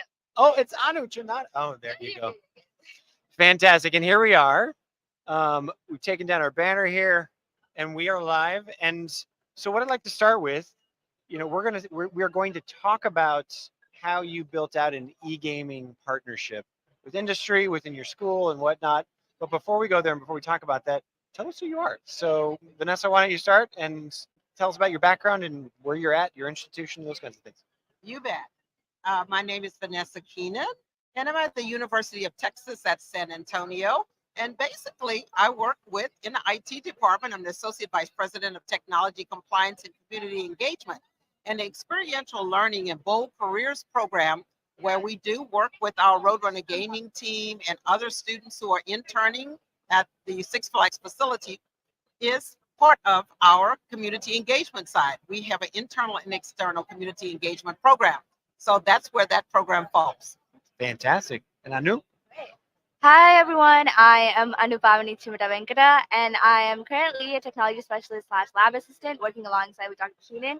It's almost been a year, which is crazy to say, but I've learned so much through running our Bold Careers program and working with Roadrunner Gaming and Six Flags for our program, for our esports program. It's been great setting that up and helping with our students and getting the experience. Yes. So why don't you set the stage for us, Anu? And it's easy to say these big words, Six Flags. Everybody knows what Six Flags is. Gaming. It's kind of ironic. There's a booth that's right behind us over here, and it says encouraging digital athletes and future learners. The first thing my colleagues all said, over here at Open House, they're like, what's a digital athlete? That's what. So tell us, give us the foundation for that. I think most people still don't understand that esports is a thing. Like, talk to us about that. So, as for myself, I'm not a big gamer, but I participate in our UTSA Roadrunner Gaming organization, which is our official esports organization for our UTSA, for our university. And they go and compete in different kinds of leagues, different kinds of online gaming, and just gaming in general, where they have teams, they have leagues, they have coaches, they have trainers, and they have it's basically run like, how should I say, digital athlete, but also ran as a organization where they just go and do what they love. Basically, Roadrunner Gaming is about community and finding online gamers and gamers in general and finding community through that. And gaming is the core of it. And it's been amazing working with them and learning so much through them, and not just in terms of gaming, but also other skills they're using to run their own program, but also running the E6 arena at Six Flags. So it's been amazing. Yeah. Fantastic. Vanessa, can you tell me any more about like what kind of games are they playing? Like what kind of leagues are there? What are these founded around? Oh my goodness, Rocket League, and probably Anu probably knows more about that part of it. I work more on the strategy side, okay, and working with the executives and stuff like that to plan events and everything over at the facility. So the neat thing about it, I know Rocket League is one of them, but that's just one of what they And that's play. that's a game where you're kind of in cars, but you're pushing around like a ball. They have all kinds of things that they're doing. All right, and great. they go out and they compete competitively around the country. So they don't just compete over in that arena. They go out and they have events and they compete with other folks online, the whole works. And some of these events, they win money as well for that. So they win money that goes, to the organization. And in a lot of cases, they pretty much come in first place. So that's really been neat to watch what they're doing. The neat thing I think Anu said about it is the community building. And then talking about digital athletes, that program is really going to build more, and those programs that are building around the country. We just did a big presentation called Game On, and there were tons of universities in there. I think we counted somewhere about 87 at one of the peak times, universities in that presentation. Oh my And Lord. so a lot of universities are not there yet. We're still getting there. We're Mhm. setting up to get to a point where we would have what we call a full-fledged digital athlete with it, a program under our athletics department. So we're still in the building part of it. The great thing about what happened with Six Flags is they came in and opened a gaming arena across the street from us and said, hey, we need your help. Can some of your students come over, work with us to get this all set up? So the students, they've got it going. I mean, even outside of the university, they're one of our university organizations. They do their own thing. Usually they'll come to me and say, hey, Dr. Keenan, are we doing this right? We're trying to make sure that there are, doing the right things in the right ways. And then they have an advisor. So they have a brand new advisor who works with them as well as a part of it. Mm. So it's a great learning opportunity. There's lots of opportunities for those students to go out there, and they're working in a real world situation where you're seeing people every day come into that arena, working with them, seeing how the business side of it is run, everything from what you see over here across the way here. That's the Lenovo booth that's directly across from us. And so they've got the gaming stuff hanging here to let you know what's going on. And then we're doing a presentation over in the Dell booth later on. So you've got Lenovo, Dell, HP are some of the heavy hitters in the gaming organizations that are really working with some of the universities that are happening. So whoever is more part of this, so I want to dial back all the way to what you were talking about, that you're still building into this opportunity in higher ed. What would like a Division I school look like? Is there that kind of league where it's like the same as hockey or basketball or baseball, or Yes. like a traditional sport? It's housed in the athletics department, or You bet. That was one of the big conversations this morning, is where is esports and where should it be? And so I think eventually it's all going to wind up under athletics. We're kind of like a square right now. So we've got a group because we're building. right? So in doing so, you've got to have IT involved. That was one of the big discussions. You're at an Educause higher ed IT conference. So that was some of the big discussion, is when you're building these facilities and building these groups and these teams and these things on campus, you've got to have IT involved. So that's one of the main things there. Have an IT involved. Always have an athletics, whether it lives in athletics or not. Eventually, there's going to be that kind of competition, because that's what's going on at the major schools who have huge facilities. There's schools that have Like, give me two or three. Like, who are two or three varsity teams. West Point would be one that I West think of. Point, okay. West Point definitely has a good one, and they're really, when you talk to them about what they're doing and some of the things. University of Texas Dallas. So our Dallas division. University of Texas Austin also has an amazing facility. So we're looking to work to get to where they already are with our teams and stuff like that. Wow, So the way we set ours up, also the most important group in there, I think, is student affairs. Our student affairs group at UTSA has been amazing in working with us, working with the team to make sure that they are on the right path to get that program up and running the way we want it. Then, most importantly, and this is really interesting because there was a big discussion on this morning in the presentation, and that was on the curriculum side of it. So the universities who have really good programs have good curriculum. Clark University, you asked about that, is another one. So Clark University would be a really, really good one looking at curriculum. They've got a program there where they actually started with the curriculum side.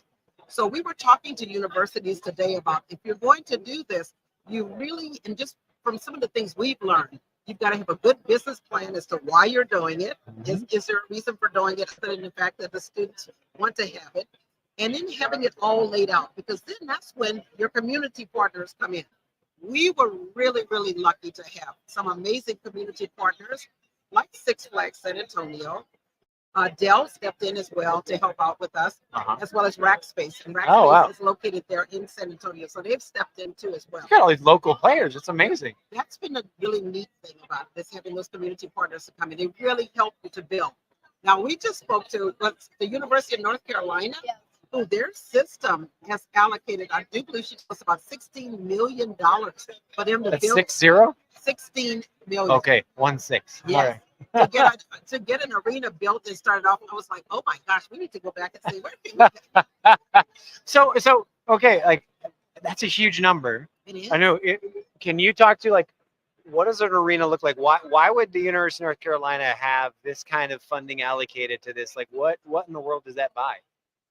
At least from looking at the E6 Arena at Six Flags, it's just something out of a sci-fi movie, you would say. Oh, It's wow. just so amazing, not just with the lighting, just with the computer gear and seating first and foremost, and just having the setup itself is amazing to look at, and I feel like it's the peak form of gaming comfortability because you have to sit there for hours and look at every move you're doing when you're playing. Yeah. So it's just been amazing looking at that, and it's just I'm not a player again, but it's just I've seen my brother playing that, and he says he enjoys it so well. Yeah, sure. So having that equipment is so necessary because you really don't. You're staring at a computer screen for hours, and you're sitting for hours. So having that comfortability and high quality stuff makes a difference for students, but also witnessing that as well. Because when you're uncomfortable, I don't think it's that Sure. fun to watch it, and the player you're rooting for is not playing well. So I think that's one of the main reasons why they don't have that much budget allocation.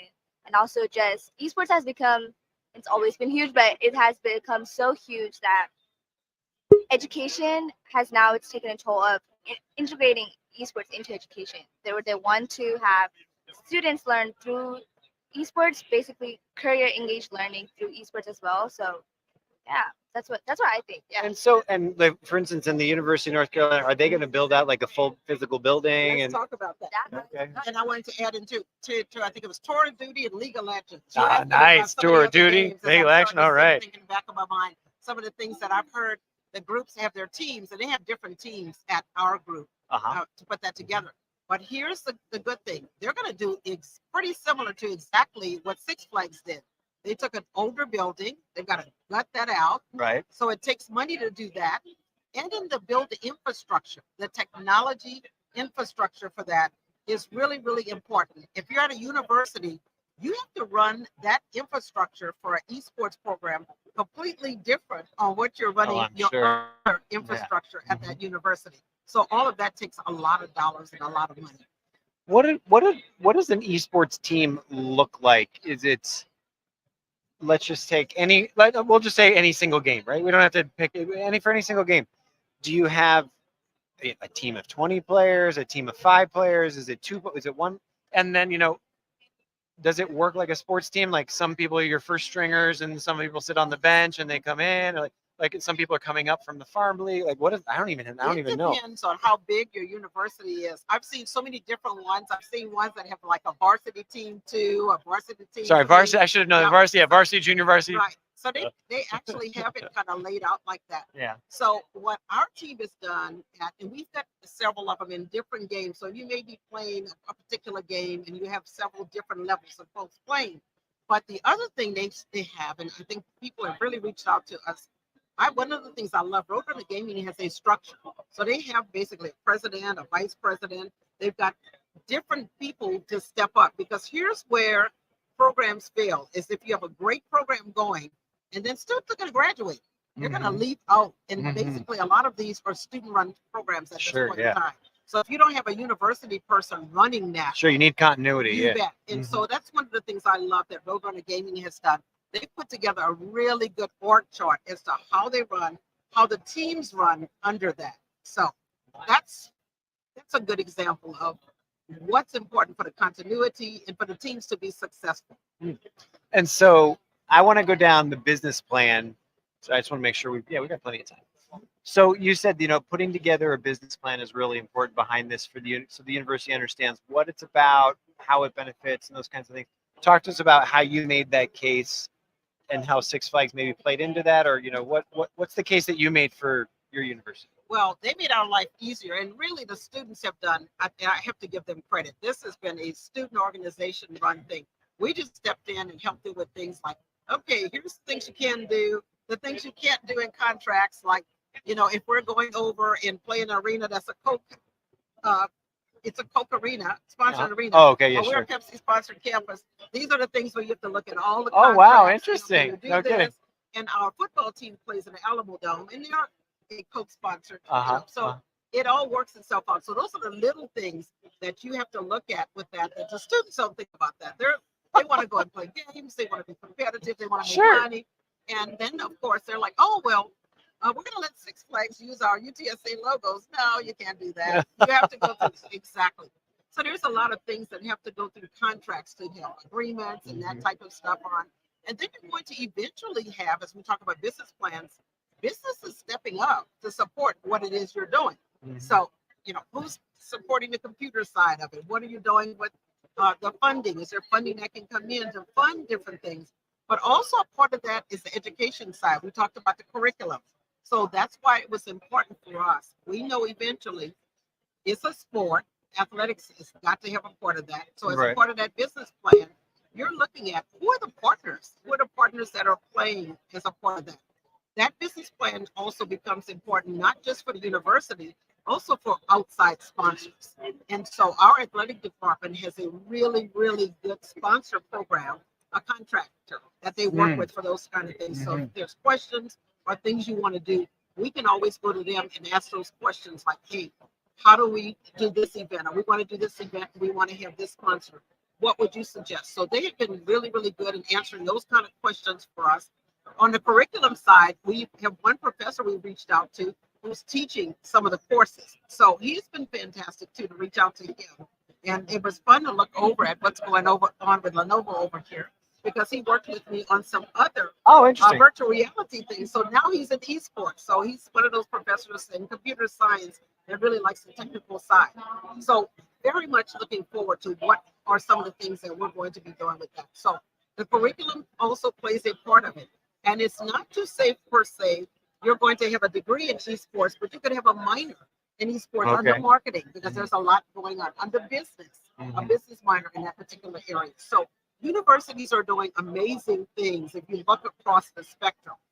Let me also say, in some of the groups we've been working with, we're seeing groups out of Canada, a lot of them out of the UK that are doing just phenomenal things. There's also a youth, how shall I call it, an esports research collaborative. So there's now a journal for esports. What? They're publishing books. I'm not kidding. And you get on a call with these people. There's 40 or 50 folks from around the world, and they're talking about esports, and you don't think of it in the research terms of it. But there's everything as far as how artificial intelligence is going to play in, what's happening with health related. And so there's just so much involved with that. Wow. So sort of a four, that's why I call it by square. It used to be my triangle until Dell stepped in and said, hey, if you want to partner with us, talk to us about your curriculum. So we had to go out to the and build a curriculum around it. Wow. And I tell people there's no sense in trying to rebuild the wheel. There are amazing universities out there that have it put together. Clark University is a good example. They're one of the standards for that because they kind of started early with it. And they have it open. A lot of the stuff is open access. So you can go out, they share it with you. It's a great community of sharing what's going on. That's amazing. Anu, what's the potential like behind, tournaments and earning, with student athletes and those kinds of things? Are they earning? Is it like what are some of the prizes? What are some of the I guess I'm just trying to get at you go play football at university and you hope that there's a next step into the NFL. I know that the new ruling, they can get their own sponsorships and stuff, but what's that look like for esports in terms of the gains, the financial outcome? I just learned about this today, but Danielle Rourke just told me that in esports, it's non-traditional. It's in a way that you go from high school to pro, and then you come back to collegiate esports. So Interesting. It really depends on how well you play, obviously. But I think the financial aspect of it is when you become a pro, I believe. And there's just so many tournaments that you can go to, so many aspects that you can go to, just so many games you can excel at. And then I feel like it really depends on what you're trying to find and what game you really do enjoy to play, and then focusing on that. Maybe, yeah, that's what I would say. So do most of the athletes pick a game and they're like, this is my specialty, Yeah, or are they yeah. generalists? I think there's more avenues in esports. There's just a lot more options in what they consider as a competitive esports gaming, and then just playing just because you enjoy gaming. I think there's certain gamings. I'm not sure which ones, but there are only few where you can consider as a competitive esports gamer. Hmm. But yeah, Let's talk about some of the challenges for a second. So you got lucky in the fact that Six Flags happens to be a neighbor, Rackspace happens to be a neighbor. What what are some of the challenges that you experienced over the last couple of years in putting this program together, finding athletes, getting legitimacy, all those kinds of things? Um, this is great to talk about, especially because I think our Roadrunner gaming team we have now, the folks that are running it are probably some of the best. And so I can tell you the challenges. 6 years ago, the group from Roadrunner Gaming stepped in and asked our IT department for help getting it set up. And then all of a sudden, those students graduated. Once again, it goes back to that structure. They graduated. We didn't hear from anybody. Nothing happened. So we went through that.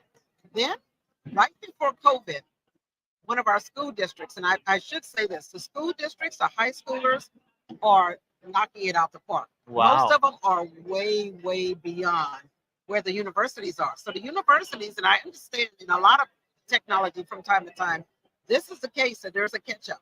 So the high schoolers are really pushing this as well because they come to your campus and they want to know, where's your esports arena? Where's your esports lounge? Like this is the thing, Or like what- the kids are Yeah. looking at this and they're like, Oh, yes. wow, that's so interesting. They're looking at it. I mean, they have their own setups in the high schools now. So an amazing setup. So all of this was going on. So one of our school districts, the CIO for one of our school districts, San Antonio Independent School Districts, reached out to us for help with this. And then COVID came. And so that really pushed everything back right at about 2 years because Right. Six Flags, of course, once things start to pick up and things opened up again, then that happened. You know, their president is Jeffrey Siebert is just very, very forward thinking. So he was forward thinking with his team there to look at pushing this forward. And so when they opened up and they thought about, hey, let's go across the street and talk to the folks over there. I don't even know how our Roadrunner gaming people got in contact with them, but that happened. When that happened, it really opened up the push for us to say, hey, we've got to do something with it because we learned there were all of these students out there, hundreds of them that are out there doing the sports, during the games, winning tournaments. And those tournaments can be anywhere from $200 to thousands of dollars. I've seen 200 being at the lowest end, but most of these, they can earn thousands of dollars as a team. Wow. So they're making that money coming in. So that pushed us to know that, hey, this is one of the things. Big challenges is always the infrastructure, how you're going to set up that technology infrastructure. So that's one of the challenges we're working with right now is to get that all done. How we're going to set it up to do a lounge on campus. Because even though we've got our understanding with Six Flags and we work with them across the street from us, still You need your own facility. Yeah, we sure. want a place on campus. And that can be a lounge, so we're not looking at building a big arena because there's a multi-million-dollar one across the street. That makes no sense.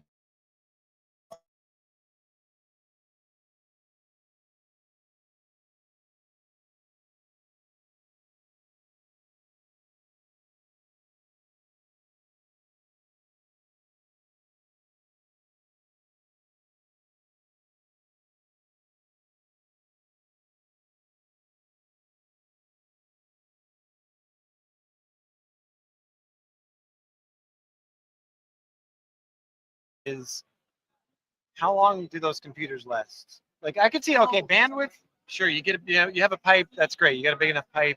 The chairs, they're not gonna, they'll last for years. The facility, but just how often do you have to upgrade and like how do you keep pace with so that you are offering a really truly state-of-the-art facility? I love that question because that was one of the things when we were asked to put together a business plan, we were asked for sustainability. So what we did, and our CIO, Kendra Ketchum, is amazing.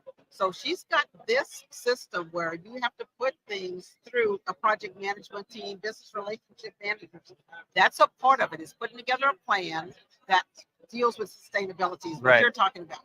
And so usually probably about every 2 to 3 years, you're going to do one or two things. Either switch out the computers, or if you look at what's going on in the booth over there where you can see that open side, you Yeah. can also Just open pull out the those up. motherboard or Yeah, whatever. Yeah. and add things to that. So the companies that are building these machines, you know, I talk about Dell, HP, Lenovo, because those are the three that we've worked with.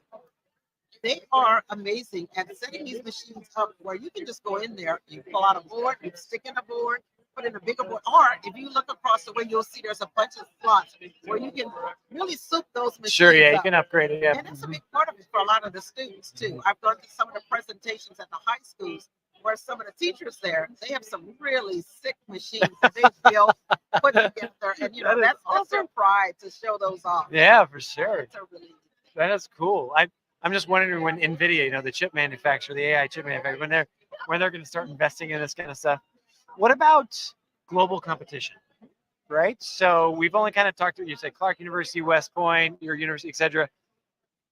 I mean, every time if I'm going to Google, esports, I'm not, I don't want to focus or just sort of narrow it, but usually those searches end up with a lot of people in Asia, right? Like there's a lot of Japanese, maybe Chinese, South Korean teams. Like, what's the global competition look like? And are those, if I go do a search, am I usually seeing like professional teams, or are you connected globally with other universities as well? You're going to see a lot online. And the neat thing is about that research collaborative, and we can give you the information on that. Yes, please. Those people are all over the place, and a lot of them are in UK. In the UK, yeah, that In didn't the surprise me. UK, and I've seen it on the K through 12 as well.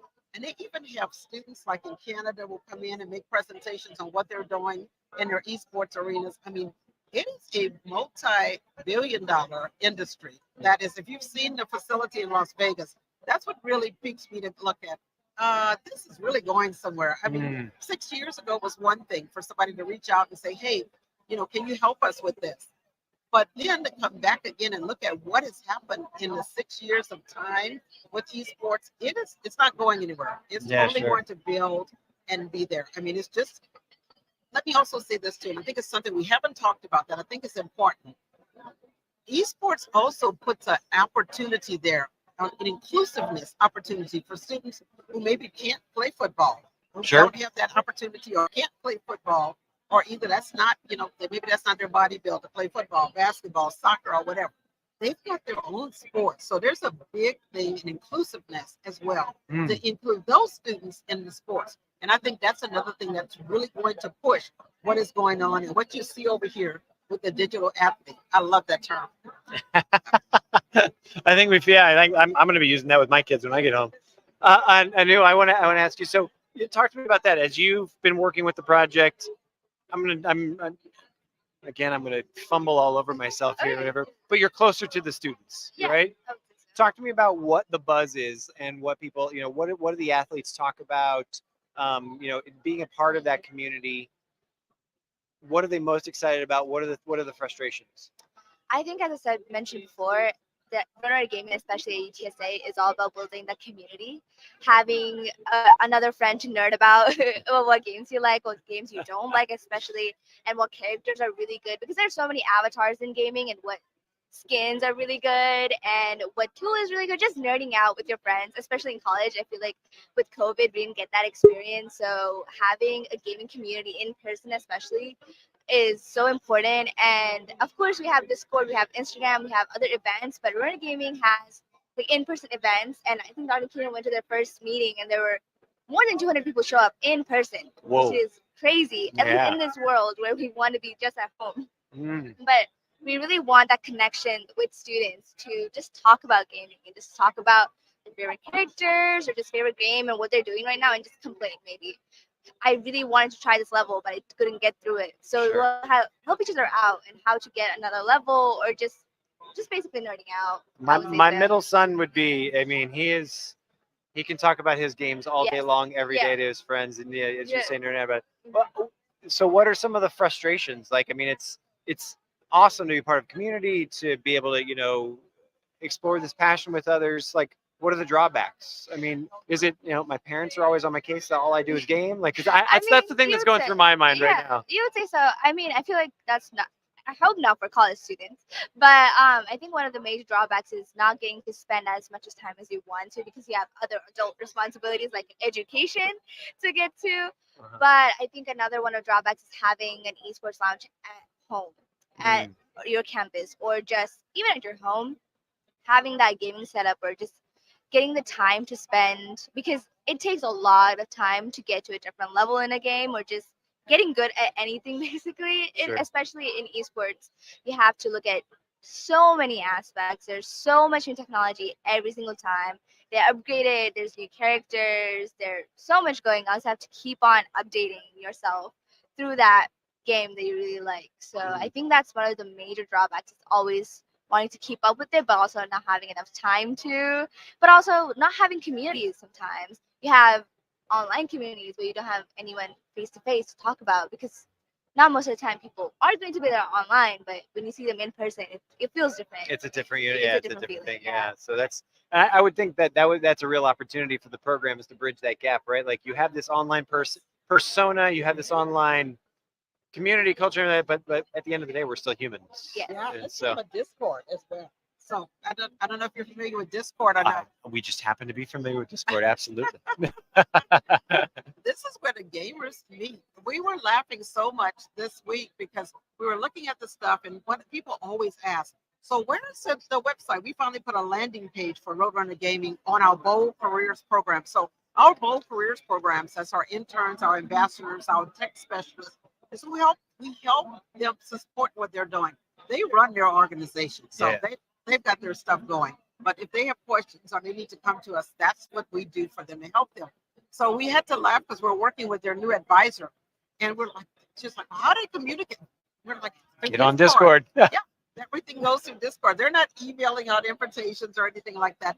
Everything is on Discord. So we're like, you got to get on your Discord page. You got to get on your stuff to know what's going on with them. They're not going to send you out a personalized invitation through, email, through our UTSA email as to what it is that they're doing. Wow. Everything's on Discord. Nice. That's how they communicate. And they have other lives. Like our president of Roadrunner Gaming is a head drum major for our band. We have a huge band.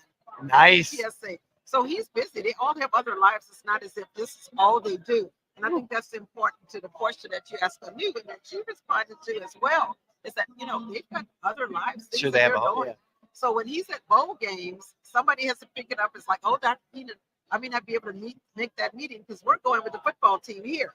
So, and they are very, very good at following up with us. When they don't, they're so respectful. They're just an amazing group of students. And I want to add, we've got quite a few females going. Getting females into gaming has been a big thing into the STEM fields, period. Well, and let's just say right now, I'm interviewing, like I'm a old white guy. I'm interviewing, both of you, and obviously that to have both of you as leaders at your university doing that's pretty sweet. That's some good stuff. I'm glad that you brought that to the forefront. I honestly sometimes forget to ask that question, but that's great to hear. And so we've got more females. I was really surprised when I went to their first meeting of the year to see all the ladies in the meeting last year. They have females that are pretty much in the structure of the organization in officers' positions. So helping to run the organization, and several females that are on the student, we don't call it the student council. What do we call our students? The student government, SGA. Okay. So our student government association. I was real surprised because those are the people, I always say your student government has the president's ear and the provost's ear and the dean's ears. So we have several females in that group too, that are part of the gaming. So that was a big surprise and excitement to me too, to see them involved and taking leadership positions.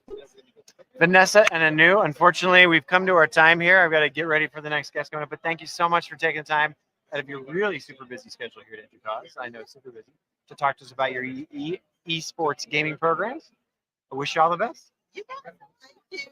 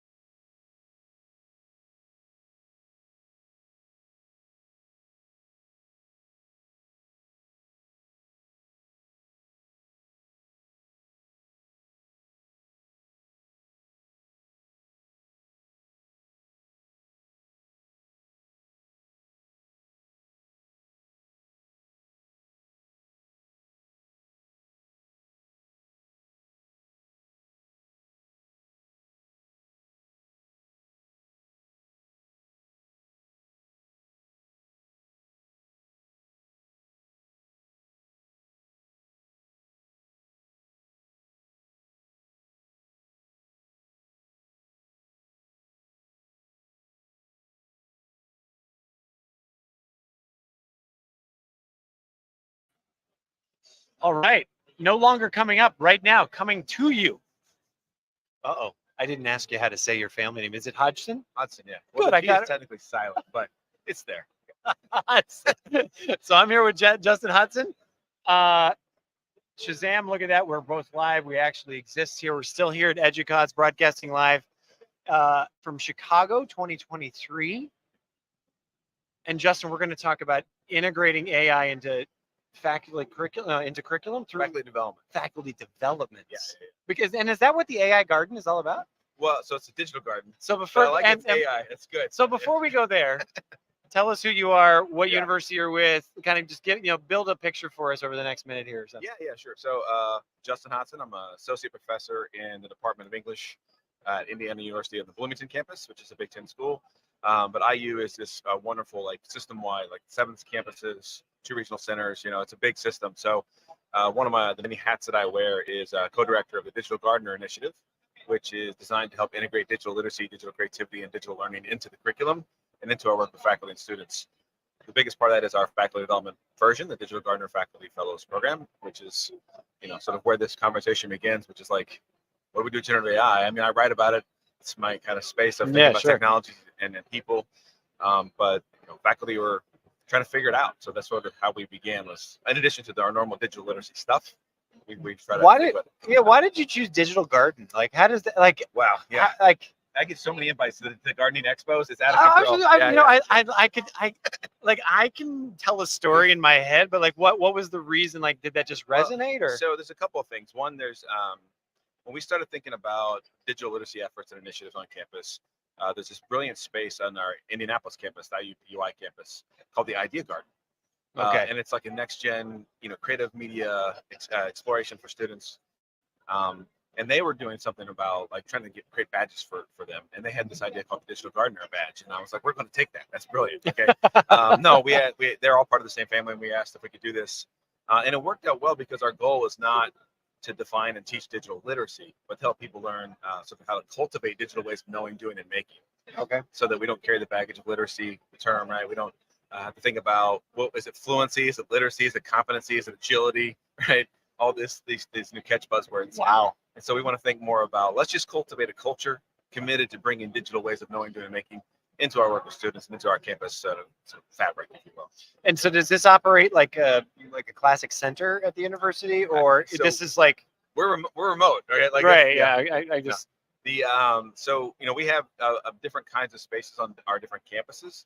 Idea Garden being one of them, but we're not anchored in any location. We are in the system wide. So every semester we have 35 faculty or so, all ranks, all disciplines, who participate in our virtual faculty development program. So we meet every Friday. Half of them are required, half of them are optional. Required typically are pedagogical focused, purpose, curriculum development, integration, critical issues. The other 7 are typically related to tool engagements, but tools as they matter in classroom settings. okay. So, if you want to teach a video-based essay, it may help if you know how to make a video, right? Or if you're going to do a podcast assignment, what's available to you to create podcasts within our enterprise system, but also just more generally if you're, free or available or, options like that. So we try to balance between technologies in terms of our system, but mostly we're committed to, we put people first, we're pedagogically focused and purpose-driven. And that kind of guides like whether we get into the technology. It doesn't matter about the tool because that could change tomorrow, right? What matters is the practice and how we're thinking through those moves. And then something comes along like generative AI, and I'm like, awesome, something new to play with. Let's get down to what this thing is. So I gotta move this thing, so I'm not gonna break my back over the next. Who are the faculty that are showing up? Are these mostly? I don't want to even say mostly. Like, give me a profile. Do you see all different disciplines, all different skill levels? Is it mostly newbies, mostly people who are like already savvy and they want to sharpen the tool or sharpen the knife? Or I mean, for the most part, it's people who want to learn how to better leverage their digital skills, how to upskill themselves, but also to think about preparing their students for a future that is clearly going to be digitally saturated, right? But yeah, we have folks from adjunct and instructor. I have an adjunct instructor who is remote from San Diego to associate dean of the dental school.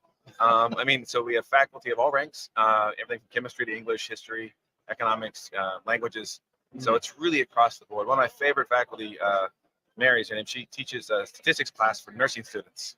She's been using Animate from audio in Adobe Express to help them teach sampling methods and it's fantastic. It's such a Wow. simple little easy thing to make something that she says that otherwise is boring for them to really be engaging.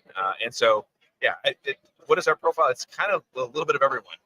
And it's from IU Northwest, IU Southeast, IU Bloomington, IU PUI, IU Kokomo, IU East, IU South Bend, and then we have regional centers like IU PUC, and then medical school, dental school. You know, we kind of they apply, we bring them in. Yeah, We apply and bring if them in. they're interested, we'll find a way to get them in. Is it so? I want to make the analogy with learning a language, like a Spanish or French or Russian or whatever.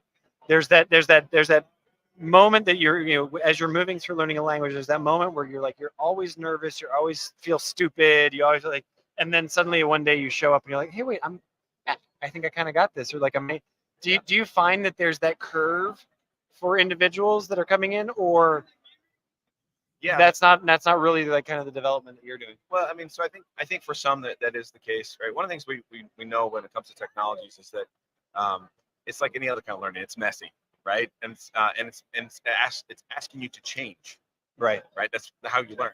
And so sometimes it's a nice sort of slow progression, then boom, the moment hits and they take off. Sometimes it's just kind of incremental forever.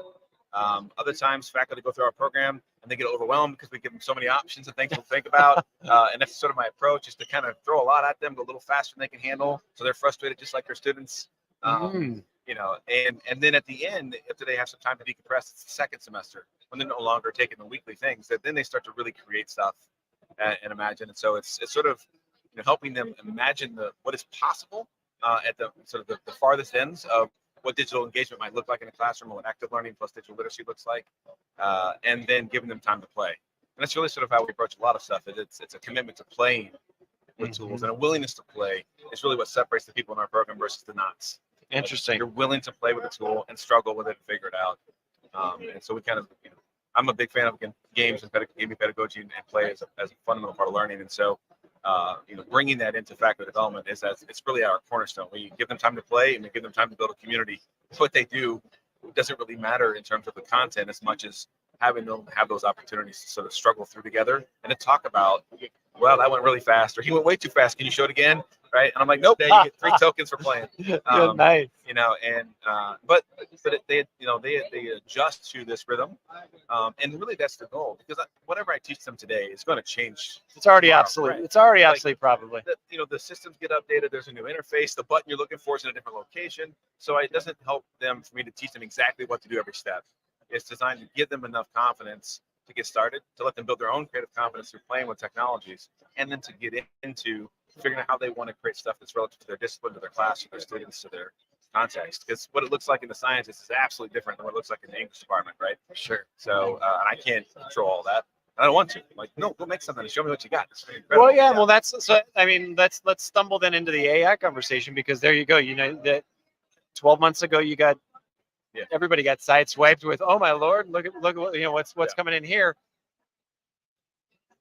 Let's just go down that path for a second. So how has that changed the game for you and your practice and what you're putting on the table for people? Yeah, I think, on the one hand, if you have a digital literacy initiative of any kind, and you're not dealing with generative AI, you're missing the mark, right? Because it is the most pressing issue, not in higher education, but in just basically digital competency, digital skills, right? Mm-hmm. And two, we've kind of adopted education-wise, created a culture of fear around the tool, right? Students are going to cheat. They're going to find. Students are always going to probably find ways to cheat. I'm not going to stop that, and I'm not saying that they are, but I think the reality is that these tools are not necessarily as negative as we make them out to be. They're just a new kind of approach. What's different is at their core they have their own kind of agency, right? They're not really agential, but they're close enough that it's as if they are agential. Much like when people say the internet is infinite. Like, no, there's a finite number of pages. Right? Definitely. Right, but it's once you reach a certain threshold, it feels as if it's infinite.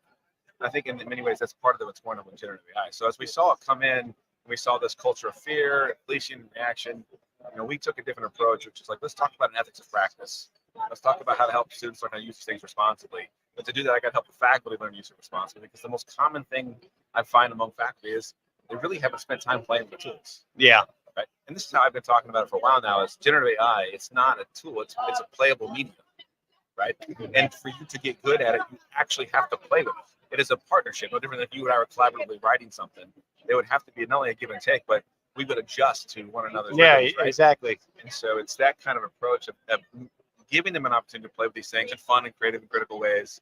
Ultimately, they lead to their own kind of conversations around all the critical issues. But it starts with let's get into ChatGPT or Claude AI. Let's write a story. In your groups, you got to write a story for 6-year-olds, and can't have more than 4 characters. It's got to be less than 500 words. But then also use Adobe Firefly to create the images, and then we're going to put it together in Adobe Express. You have this scrolling digital story you can tell your children at night. And so. And of course, you put 3 or 4 faculty together who are from different disciplines, and they got to negotiate all these rules, and they got to figure out how to make it work and how to share it. And they get really good at it.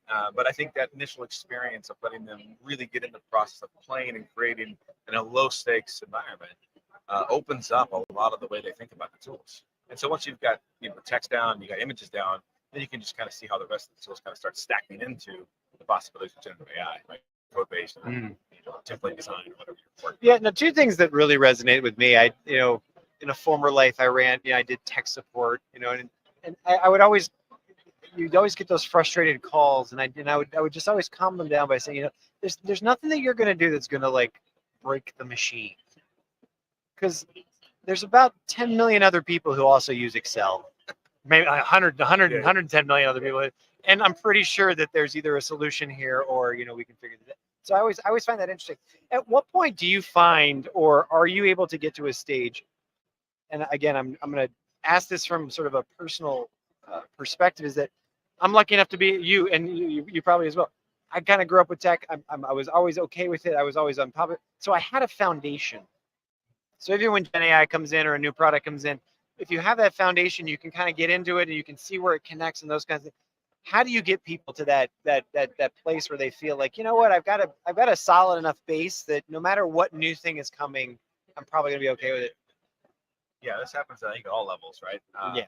Faculty in some cases are a lot like freshmen, right? In the terms of not knowing certain kinds of habits of practice, right? I think if you grew up in an era where constant technological change and where somebody who's playing with that stuff on the regular, right? You develop the kind of legacy system for how to learn Right. the tool, right? And so, there's sort of a lot of different camps about how we approach these technologies. The more common one historically has been, let me guide you all through these processes. Here's the 10 steps to make Excel work. And we're all going to do it together. Yeah. But they don't need that from me. What they need is an opportunity to develop their own practices so they can figure out how to solve the problem when I'm not there. That's going to do it with my first year writing students, and I do it with faculty the same way, which is to create a challenge, give them some concepts, a little bit of know-how in terms of where to start, how to move, and then kind of just get out of the way. And let them sort of go, and then be an on-demand resource, right? Strangely, I joke all the time, but it seems like when I started doing less as a teacher, I got better. And it's really been a boon to a lot of the ways I approach stuff in class and recognition on campus for that. But it's trying to minimize how much I feel like I'm responsible for in terms of what they need to know and how to do it, and create a approach that's right. Let me build a challenge for you. Let me create an environment in which you can learn. Let me create an experience or design that experience so that you have to move through the parts. And that's sort of empowering all that stuff that I learned, when I was a kid, because I kept breaking the home computer. Yeah, sure. Right. And what sort of aha moments have you seen through your faculty where there's a new understanding of students, or there's a new understanding of how an assignment could be done, or is there a deeper satisfaction? There are stories that you could relate? Yeah, I think we get a lot of faculty who have those kind of moments. Well, first off, because on our kickoff event, I intentionally take a very easy to use tool and I go way too fast, right? And in our little spaces, you can kind of hear them cussing at me in the background, right? Faculty are both the best and worst students in all kinds of wonderful ways, right? Because they've always been like really smart and really good, and this is a skill set they don't possess, so they expect it to come easy and it doesn't, right? So I go too fast, and then we have a discussion about this is what students feel like in a lot of our classes, because they're not an expert in the content and we all move too fast. But I think what I've seen more and more is when they start doing personal projects to learn the tool, they start making connections for how this fits in the class, and they'll ask questions that are like, well, we're not going to get to that for another 3 weeks, right? Woo. So initially we started talking about let's make a video the other day. We'll go back to video. So we're using Adobe Rush, I think, so we were playing with having to make videos. And they're talking about, okay, what kind of assignments do we do? And inevitably by the second week, somebody at the home, editing their own video. Sally, one of our faculty at IU Southeast IUPC was doing how to cut an onion. Her husband was showing how to cut an onion for the Boy Scouts. She recorded this, right? Fantastic. So she's figuring this out. She's meeting, she's asking questions, and inevitably becomes, well, how do I assess this if it's a student project? And that's like week 15, 14. Like it's down the line because we have so many projects to share that we're sort of building that. But I think those moments happen pretty regularly where somebody who is struggling figures out how to do something, and then just starts to click all the parts. And they're like, oh, I can see how this work here. I go back to Mary's example with the animate from audio, which I didn't teach them. Right. Like she the skills we got from the tools and found this as a part of the Express suite, and then came up with this whole plan on her own. Like those moments are just incredible, right? Because it's not like I'm showing them what to do. It's I'm empowering them to figure it out. And when they do it, I'm like, I'm going to tell everybody about it. 'Cause that's a really simple lift. It's an easy to use tool, but it has a huge impact on student engagement. And they're covering the content in the practice, right? So like those moments happen every semester. This is our 4th cohort of gardeners. So we've got over probably about 120 gardeners who now collectively impact about 10,000 students a semester. Wow. Across system wide. And so we just asked them to try one thing. I know you had somebody on this morning from DePaul, which is up by us, Greencastle. I think first guest. Mike Boyles. Mike Boyles, yes. Thank you. And he had the same concept, which is something we've been building on for years, right? Which is we just want them to try one thing, to try to integrate one thing, to test one idea. Because if they do it and they see what happens, the whiz bang factor can sometimes overwhelm, and really empower them to try more. So, I do a whole bunch of weird stuff, but I've been doing it for 20 years, right? It's taken me 20 years to build an entire writing class around Minecraft. For everyone, we were talking about this. How do you incorporate these things? Nice. Yeah. Minecraft. Yes.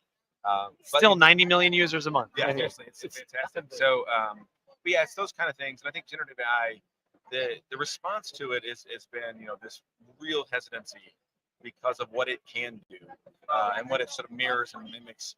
And for me, it's going to ask us to shift what we're assessing, how we're assessing, and what we're teaching. Writing's still going to be writing, but you're going to have to develop a different set of skills related to the rhetorical strategies that we deploy. But I can't make everybody a rhetoric scholar, right? Sure. That's not a program that most people are going to sign up for. But what I can do is give you an orientation to start thinking about the tool, its practice in relation to other technologies that can either work as a counterbalance. I mean, it's really hard to fake a video right now. It's not impossible. Like have the machine. I don't know. I was just going to say, this has been my big. Synthesia does a The really deep cool fakes. thing. Yeah. The deep fakes are.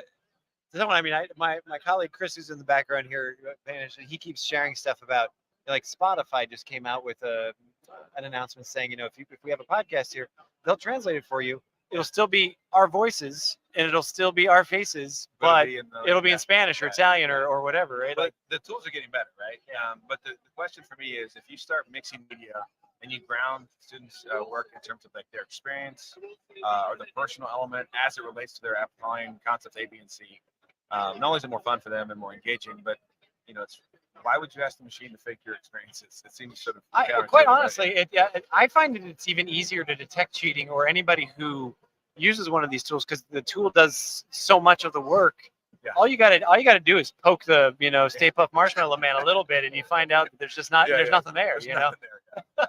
No, but it's so we've been with faculty and with students. We're trying to scaffold in these things. So take it in small parts, show how this tool can help enhance this part of the process, part of the practice. Use it as a part of your workflow toward image creation or text creation, not as the end goal, right? If the robot comes up with the ideas and writes it, then that's definitely cheating, right? But in truth, it's more of like an act of collusion than plagiarism, right? It's asking somebody else to do the work that's without permission. But so we integrate the stuff. We offer them tips and suggestions for thinking about how to do it responsibly. We give them guides for syllabi statements, but also for practices. But most importantly, I'm like, no, just let's go make some stuff, and you tell me what you think you need to do. Right? No, and that's the thing too, because I can see it. It applies to their personal lives. It applies to their classrooms. Yeah. Like suddenly they have this cool thing that, hey, I just took my next my trip to the Grand Canyon, and suddenly I can do a whole bunch of cool stuff with that to share with my family. Right. That kind of stuff. So I like it when they use ChatGPT to respond to my emails, and then they tell me at the bottom, by the way, chat wrote this. I'm like, thanks guys, I appreciate that. Next week we're going to talk about responsible use in email. Yeah. So you're here. You got a poster on this. Yeah. How else do you get this out to the universe, to like Educause members or other universities? Is this something that you are interested in, for lack of a better term, franchising and showing other people how to do this, or do you have other partner programs in other university systems or anything like that? So right now I'm co-director program with Adam Axel, who's Okay. faculty at IU Southeast, but also works in learning technologies for us. And we run our program. We've opened up our digital gardener program to external people who can pay to participate. You know, sort of a model where they're buying the opportunity to sit in our 15, 16 sessions, whatever. Right. It is, right? I do some consulting work with the schools and talk about this model, that kind of stuff personally. But you know, it's not really growth. It's more like, can we just share what our practice is doing and Sure. working, right? Mhm. Because I think we're all kind of facing the same problem. I mean, there are opportunities to do faculty development with us, but when it comes to generative AI, we're chasing it, which is part of the problem, right?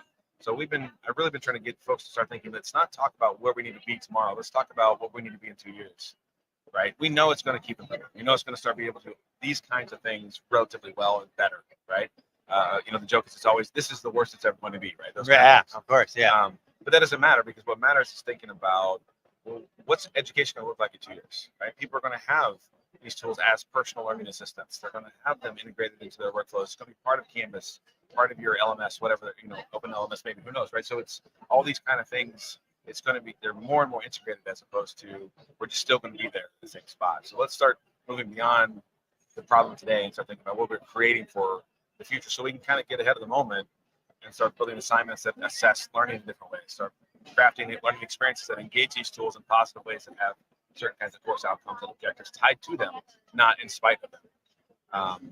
So I don't know what it looks like. I mean, I'm optimistic that we'll get there. We're playing with some of these ideas in our program, and in fact in our groups and talking through some moves, but you know, it's too late to put the genie back in the bottle, as the other common, you know, cliche we hear a lot. But so why not just embrace it? What's wrong with it? Yeah, let's embrace it and tame the tiger rather than Well, next time it'll be interviewing me for this podcast. I mean, incredible.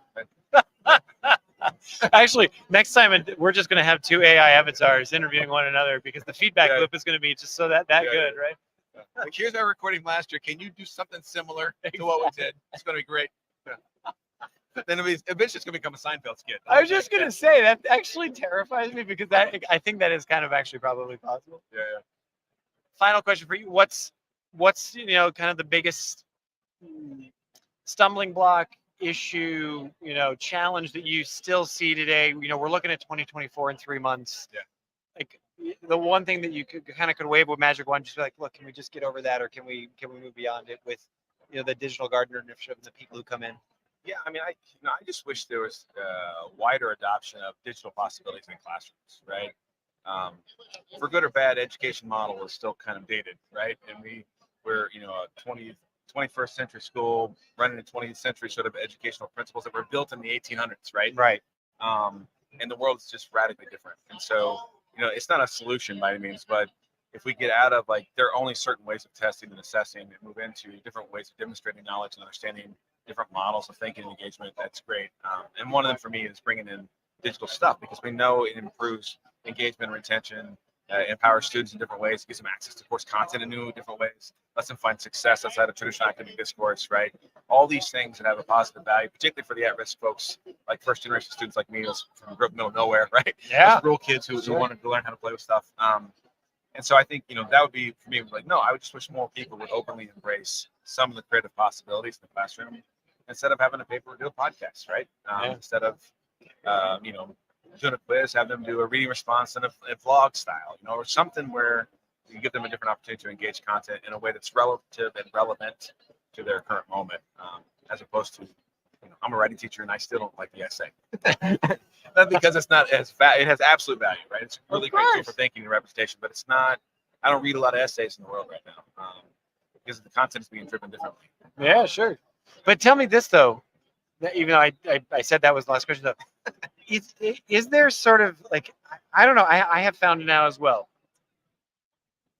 In my former life, 15 years, I wrote reports, right? Like, that's what I did for a living. And so I find that when I do then take the time to either read a good work, or write a great essay, or myself produce something, it has that much more satisfaction to it. Because, like, you know, like, the crafting of a great paragraph, or even a great, you know, couple of pages, it's very satisfying, you know. And it's really, it's like any other skill, like, you know, rock climbing, mountain, whatever you want to say. And it's, I think there's some value there. That's okay, great. Maybe we there was a woman who was on our AI conference the other day. She said, "Look, we keep talking about how AI can replace all this busy work." She's like, "Maybe we need to start looking at why do we have so much crappy busy work?" And that's where I'm kind of going, where it's like, what if this helps us to actually? The irony is, it actually helps us get back to those. What are the higher quality things that we should be focusing our time on anyway? Yeah. No, I mean, I do think there's appreciation for the art of writing, right? And especially if you write a lot and you've gone through the process of learning how to write well, and you do with like, you, know, you understand voice, style, and approach an audience, right? Which are things we still teach, but we get so wrapped up in like, how does the sentences work together? That we often lose sight of students' voice. And this is one of these that these tools are getting better at doing, is mimicking voice, but it's still not the same thing. Right? Yeah. I mean, it can't put all my prepositional phrases in there for me. It's trying, but it doesn't. Um, so I think there is still an appreciation for what this means. I just think the way we look at it and the way we approach it is going to be different. I'm going to invite a different kind of relationship to the craft of writing, the art of writing, right? In the same way that, I don't want students to become Hollywood filmmakers. That's not my goal. I want them to learn how to use video for academic purposes, or to communicate ideas. And so we're giving them different modalities for representing thinking, and to expressing that, sort of telling their own stories through different modalities, so that they are, they can figure out where best to go in a moment based on audience need, purpose, distribution systems, and making those kind of informed choices as they go. So that's sort of the play. And I don't think we're losing any of the craft that's behind these things. I think we're moving sort of one abstraction back, thinking about the craft of rhetoric, in my case, being a rhetoric scholar, and then how it manifests as we move. Why not write this as a paper, right? Or my favorite question students ask is, how do I cite this in a podcast? Like, you do it verbally, right? Yeah, sure. According to, so and so, like you have to signpost it, because people aren't going to read your works cited. It's a podcast, right? And so we have to talk about strategy, and they really get into negotiating some of these really core academic integrity things, right? Because the media is asking them to rethink the process. How we do it. Yeah. Like, you could put an MLA citation in there, but who's going to read it if it's there listening? And nobody wants the last 3 minutes of a podcast to be like, and the sources used today were, right? And they just run on forever. My favorite one is still, and I will say this too, because one of my favorite podcasts is Science Versus. Yeah. And still at the end of every episode, they're like, all of the research that we talked about, you can find on our website. I'm like, who the heck? Yeah. First of all, what? Who's no? At least they're telling you where to go find Yeah. it, and I respect that. I mean, and that's what students usually, they come up with this idea, like, what if I create a Google Doc or a website? Sure, yeah. Like, as long as you signpost it somewhere. Somewhere you got to say, go find it. But you have to also do it while you're talking about it. So you can't just, throw it in at the end, because people are going to know like which one references which. Right? Yeah. So, but it's part of that larger set of practices that we've, taken up in certain ways and then moved on from, or we're trying to then adjust back to. And it's in-text citation versus end-of-text citation, right? As one of those many things we're talking about. So I appreciate On that note, thank you so much for taking time out of your conference to speak with me today. I really appreciate it. Super fun. Thanks, man. Appreciate it. Yeah, have a great one. Good luck today. What is this, like your 19th?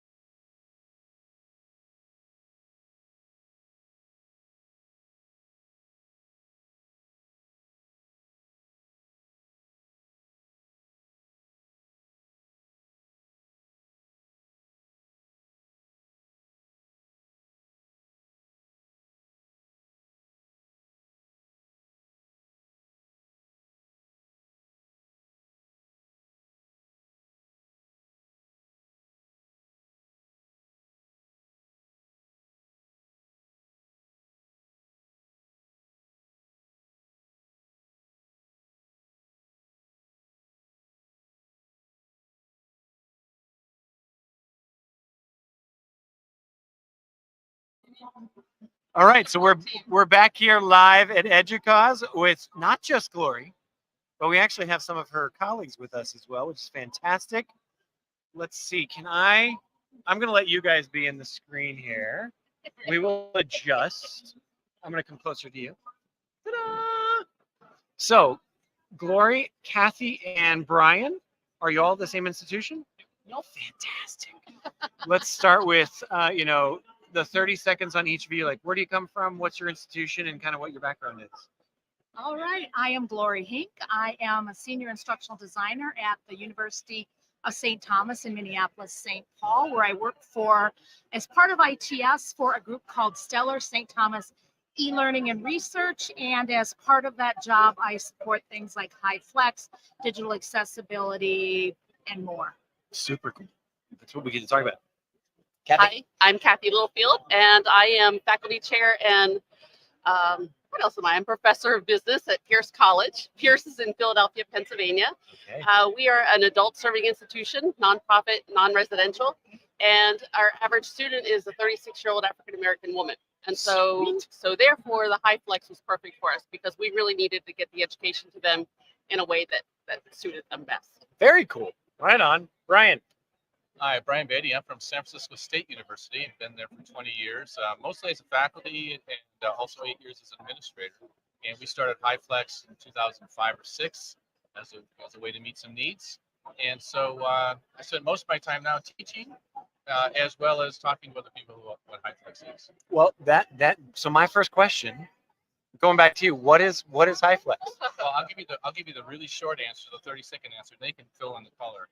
Basically, it's a course that's a hybrid in nature, so it's a mix of online and face-to-face paths for students, and it gives students the choice of whether to be an online student or a face-to-face student, but not just one choice at the beginning. It's a choice always there. So one week they could be in person, the next week they could be online.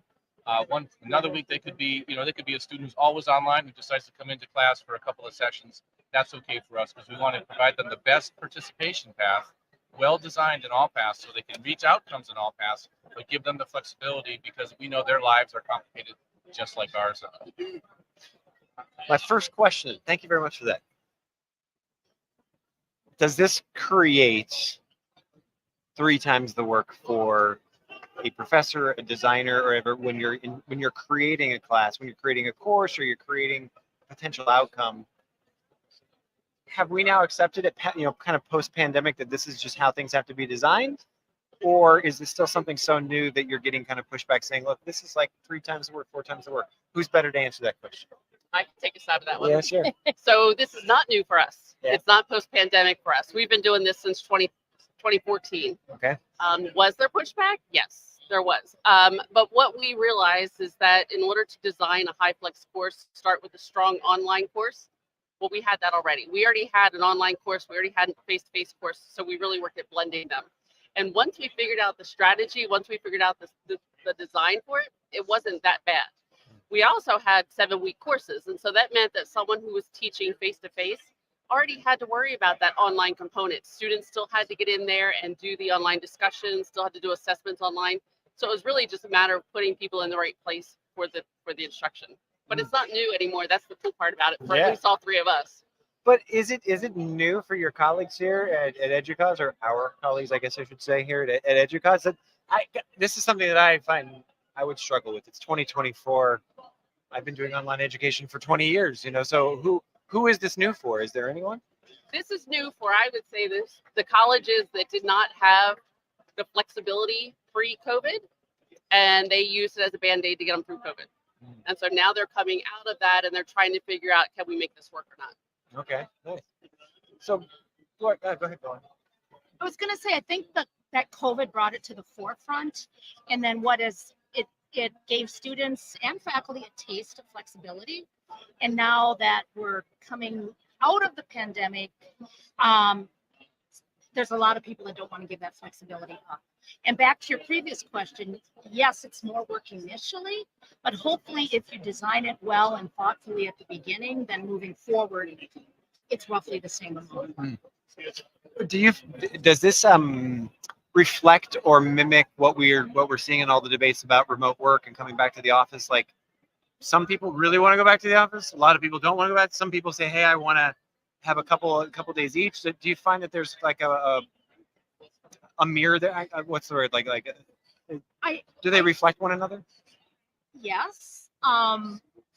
I think that everybody needs some flexibility in their life. And another thing that I'm learning more about is the equity part of it, right? So students who don't have a lot of money have to work. Right. And their work schedules may not allow them to go to school in person. Tuesday at 1 o'clock doesn't work for them. I mean, I've been using this. I've been using this story this week as I was trying to schedule a dog training class for my puppy, and I had trouble finding a 5-week chunk where I could give up Tuesday nights. Right. Put in kids, put in work, put in family, everything else, and it's hard for people to always be there when they need to be there to a class, that is. Whereas if they have a high flex offering, they can still go in and get that engagement, get that in-person interaction. But on days that they just can't make it in, they're not losing out. They're not missing school. Innocent question, and I apologize if this sounds stupid. Why is it high flex, not just flex? Is that the? Yes. Well, when I was thinking of this idea as a solution to our own problem, we didn't have enough students in some of our courses, and it was all face-to-face traditional in a program that's been around for 25 years locally to the San Francisco Bay Area.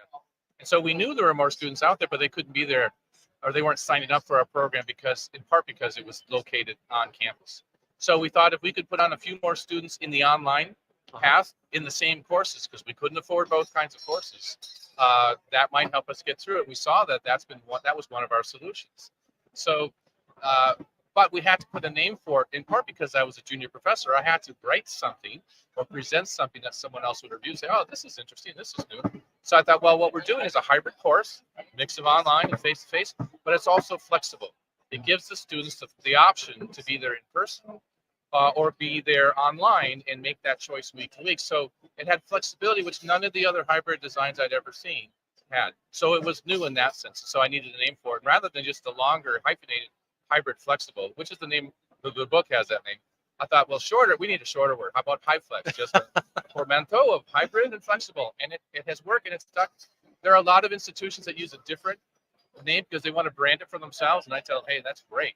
Just if you're going to call it high flex, it needs to be face-to-face and online, and students have to have the flexibility. That's been the definition that I've used from the very beginning. That's where it comes from. Is there a profile of a student that prefers the in-person versus online, or are we seeing more and more that there's always a choice of, they always choose a couple of menu options in terms of, hey, Tuesdays I really like being in class because I'm downtown anyway, the school's there, but like those kinds of things? Or we don't have a profile like that. Our profile is the faithfuls. So if someone is a faithful student in person, they always come in person. Now, mind you, in post-COVID world, we are fully remote. So in person for us means they attend via Zoom. So all of our classes are online and they have a 90-minute Zoom session each week. So do those students appear now in the Zoom? They do. And they faithfully come every single week. Is it because they're a certain demographic or a certain career? Not for us, at least. It's a matter of what is their learning style and how do they learn best. If it were me, personally, I would be in the classroom because that's how I learn. I like to be able to talk and see people and all that. But sometimes you got to fit it into your life. And that's why when you talked about high flex and the naming, we branded ours. We called ours Pierce Fit because it was fitting education into your life. Right. But it was the flexibility that they took. But as far as the demographic of who really flexes in, we find that the highest numbers in person are only up through week 2. And then it tapers off because they kind of get a feel for what the course is going to be about. And they're like, okay, I can handle this on my own. I can handle it online. Knowing that on their own is not alone. It's not that they're left out there by themselves. They're still very engaged in the course with the instructor and the classmates. How does this, from an instructional design perspective, how does this change or make you adapt or think about how you're putting together courses or how a course is designed in terms of content, flow, outcomes, those kinds of things? Well, it's always good to start with a good, solid, asynchronous course in the LMS, right? You have everything that all students would need in the LMS. And then the way I like to approach it is I like to have forms or documents that help the faculty align their learning objectives, their course, their module, learning objectives with what they want to do, and then break that out into, okay, so here's your learning objective. How are you going to meet that in the in-person environment, online environment, and Zoom environment or synchronous environment? So just planning, forethought and planning. Okay. After you've designed a course and after it's out there, I'm trying to think about how to ask this question. Do you find that the student body within any one course ingests and goes through the material in different ways? For example, are there some students who really follow kind of the week by week? Hey, here's what we're going to do this week. Are there some students that cram it all at the end? Are there some, pros, cons? How does that work? Yeah, let me try to answer that first. Most of our courses, even though we give them full flexibility on the path they're choosing, are still following pretty much a traditional week by week or topic by topic synchronicity. So even the asynchronous course has synchronicity built into it. I don't let students work a week or two ahead because I want them to be part of a whole class discussion, even if it's online, that we're all talking about the same things at about the same time. And so I haven't experimented that with, go as fast as you want. I don't think I would enjoy teaching that way. I think that more of like an e-learning course. Okay. That's a different context. So we don't find that to be true. What we do find is that students who are participating asynchronously online, oftentimes they'll have their own timing pattern within the week. So some of them will post and do part of the interactions I'm requiring them to do early on, and then not show up again until the next week. Right. Others will wait until the end of that week to do all their work for that week, all the interactions. And so it leads to almost like this bipolar distribution of students interacting online. But there's 20 or 30 students there, and so there's still other students in there to work with them. So we don't allow that, and I'm not sure. I have something to say about that. Sure, of course. I actually taught a class last spring called Instructional Design for Leaders, and it was our first foray into competency-based education. Okay. So it was the third time we taught it.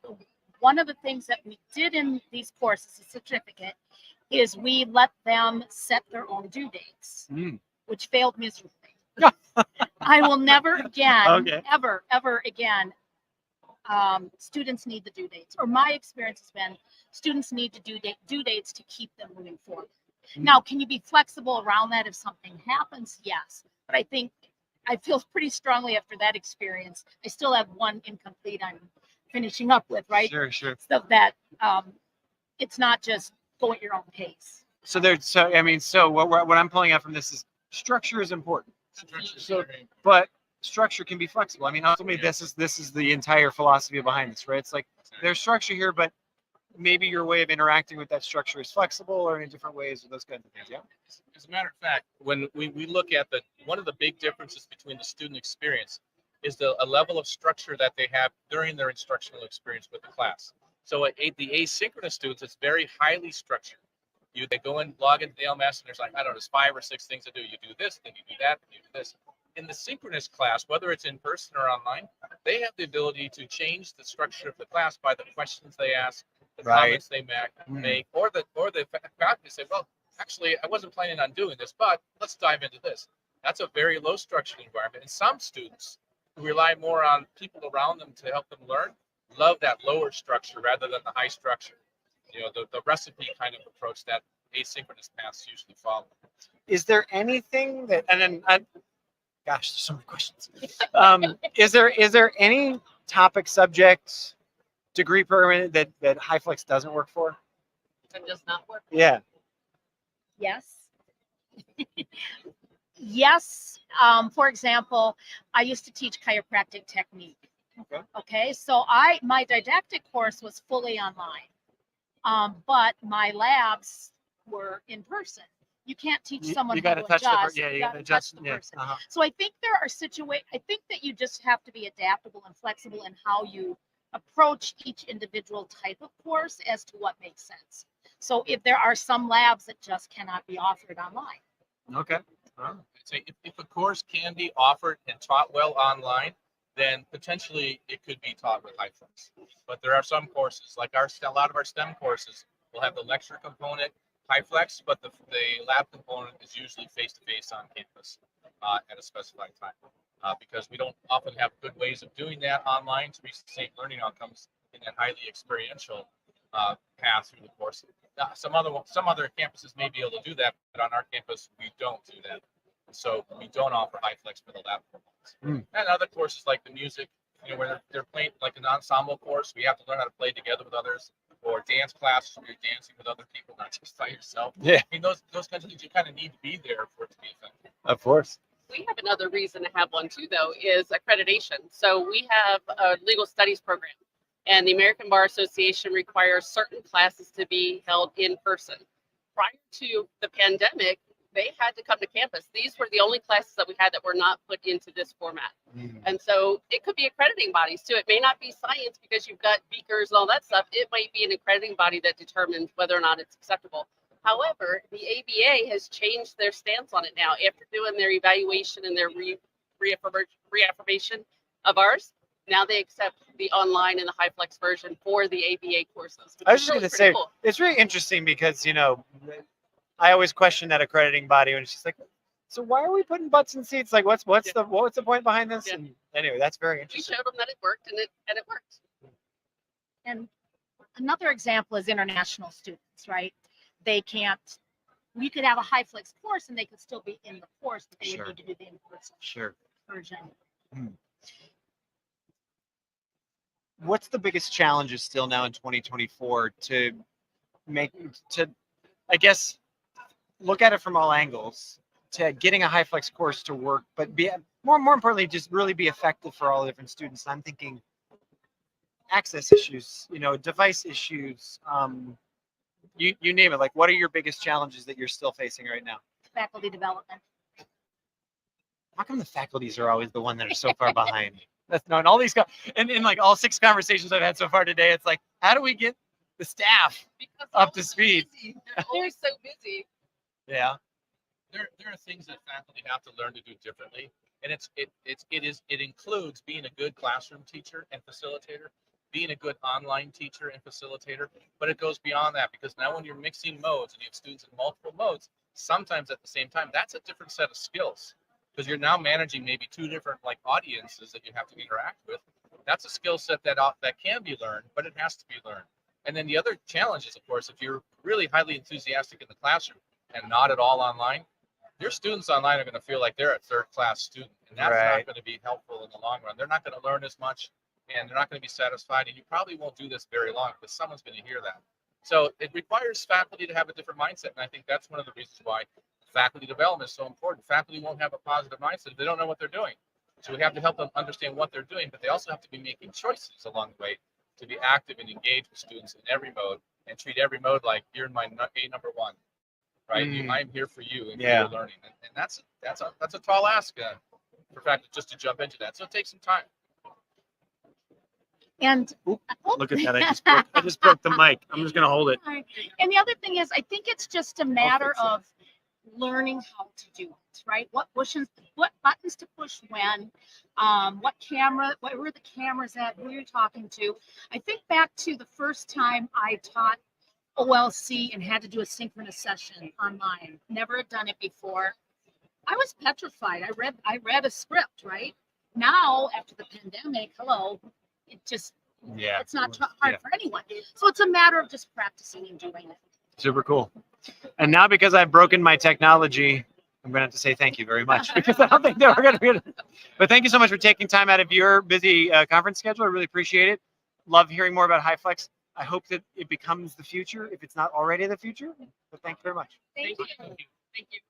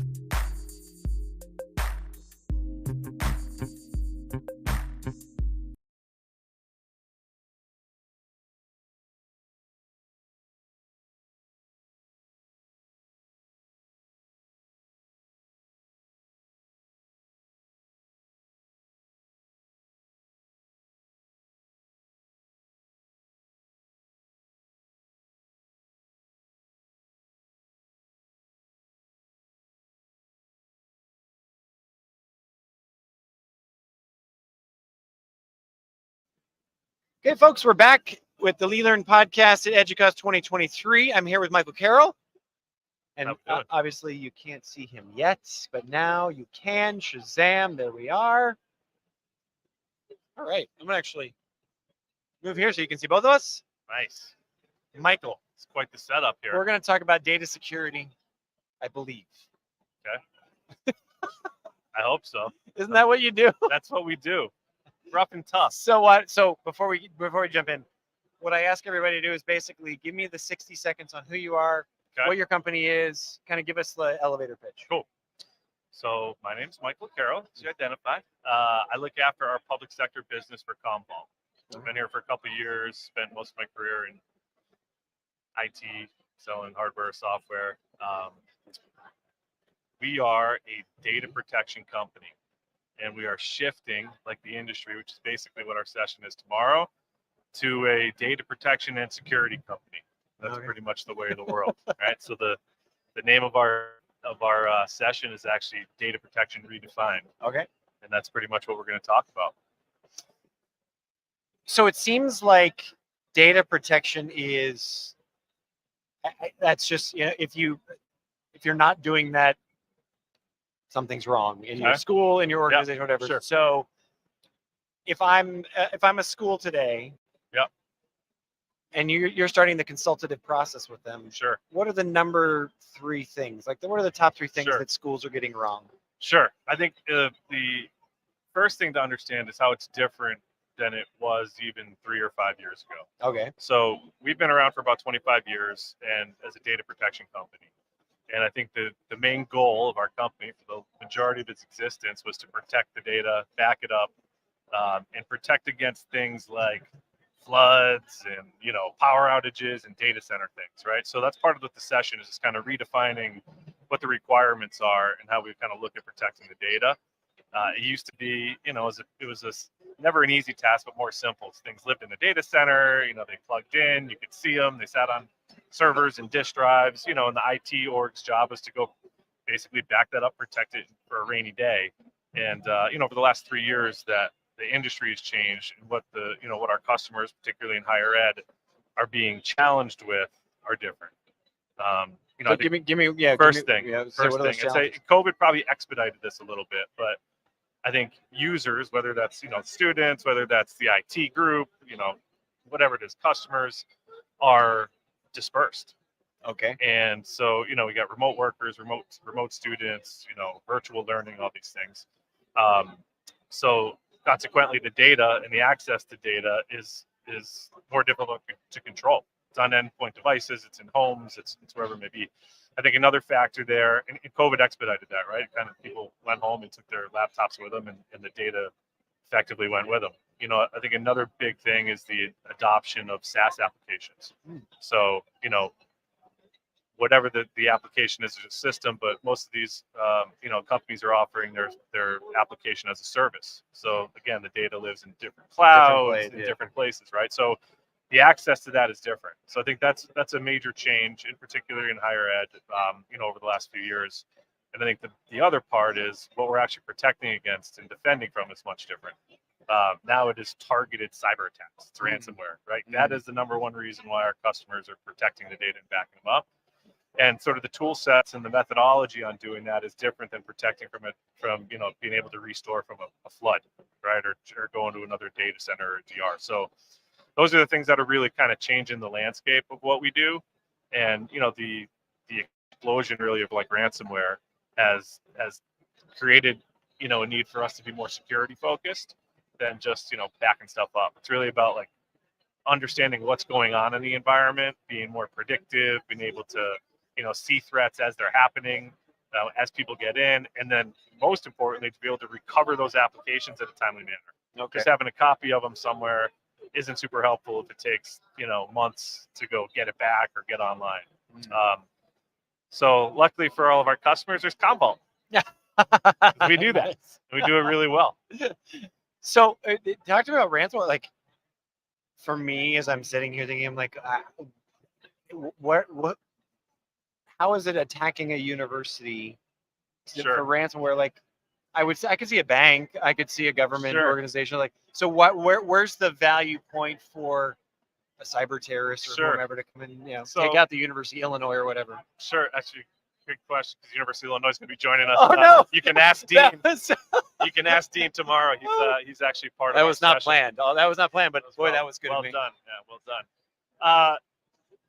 Typically to make money, so taking Sure. services down, saying, hey, like either you pay me, or I'm not going to give you back your data. I'm not going to give you your services. We're going to take down your ERP. We're going to go take down your LMS system or whatever it may be.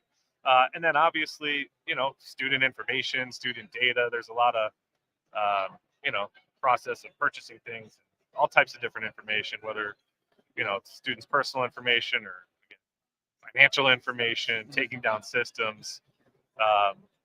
Research data is another big thing, particularly in Ooh. higher ed, right? Good So, point. a lot of grant money and funds come to the universities in the form of research data, and being able to get access to that, stealing IP, Yeah.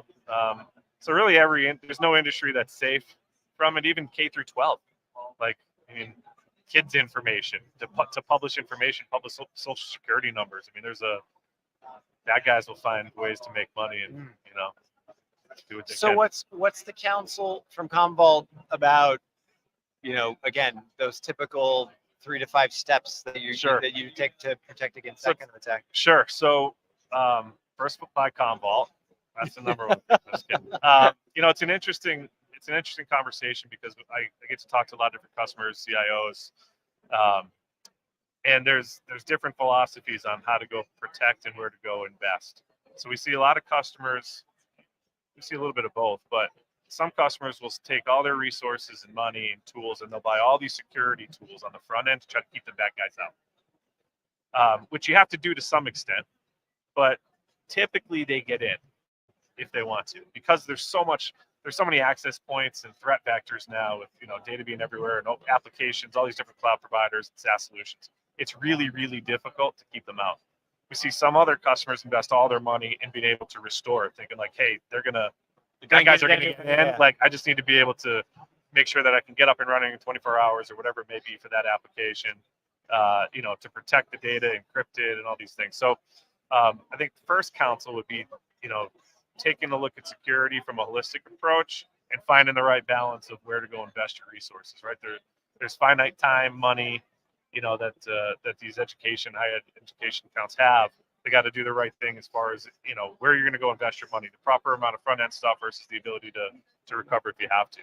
So that's number one. I think number two, like the staple in what we do is having an immutable copy of the data, immutable backups.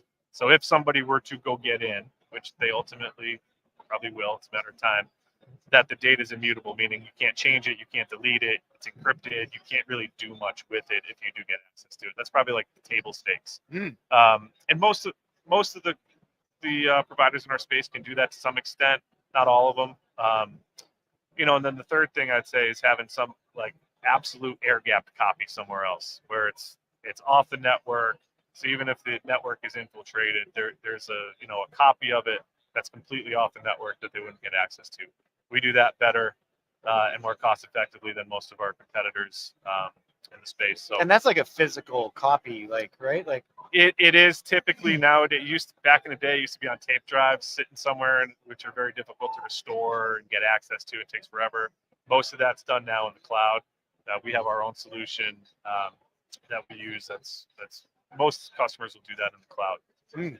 But there's security elements with that too, because the clouds are connected to the data center at some point, right? Yeah. So yeah, it's something that we do pretty well. But those are probably like the key things that most customers are doing. And what we do, that's a little bit above and beyond of some of our competitors, is a lot of the like front end analysis. So early warning, automated. We use AI and use automated recovery tools. So we kind of take it a step further of having the basic blocking and tackling, and we also can take more of a security focus.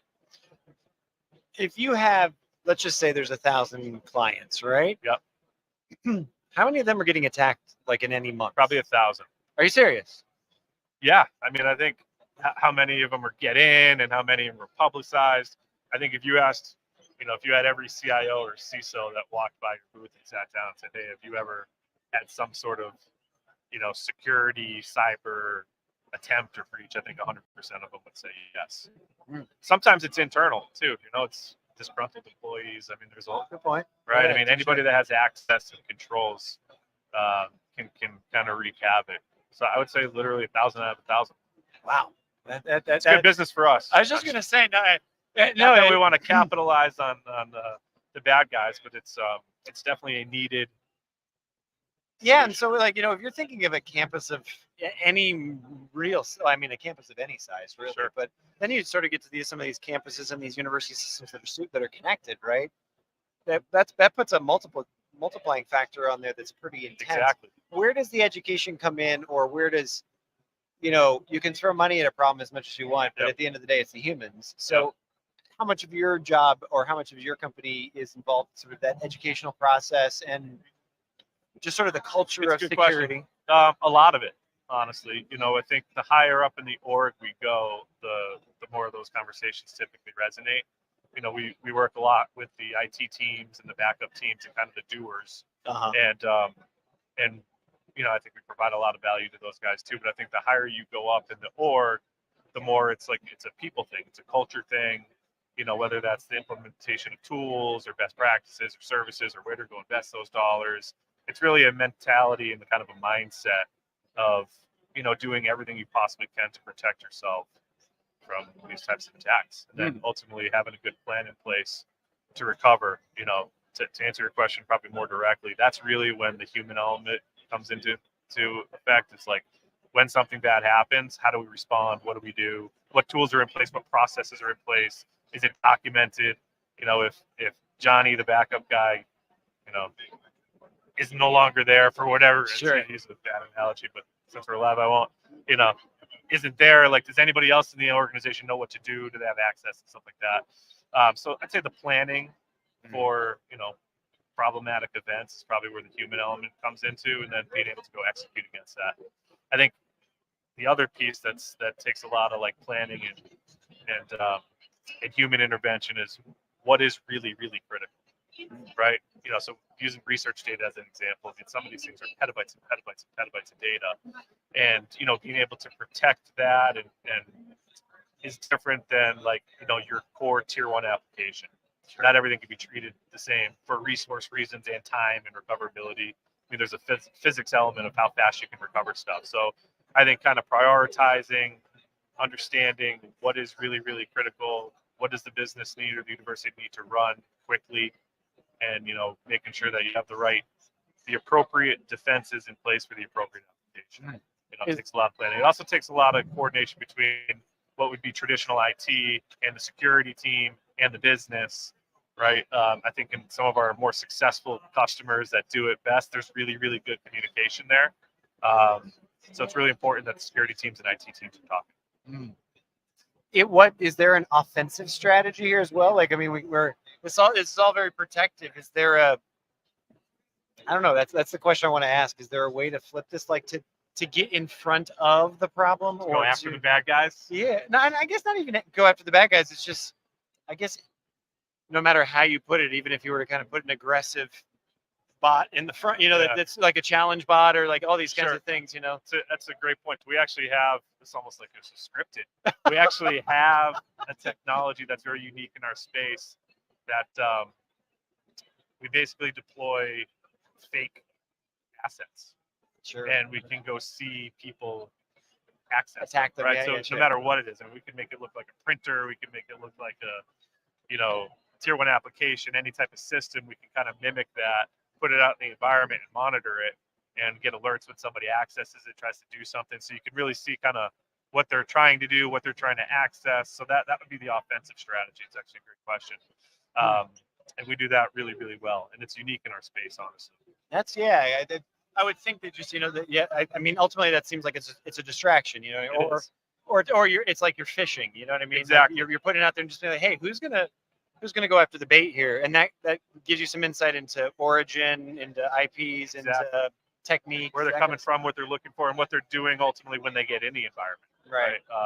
Which is critical in order to plan for something bad. You got to kind of understand what the methodology is, and what they're after, and why.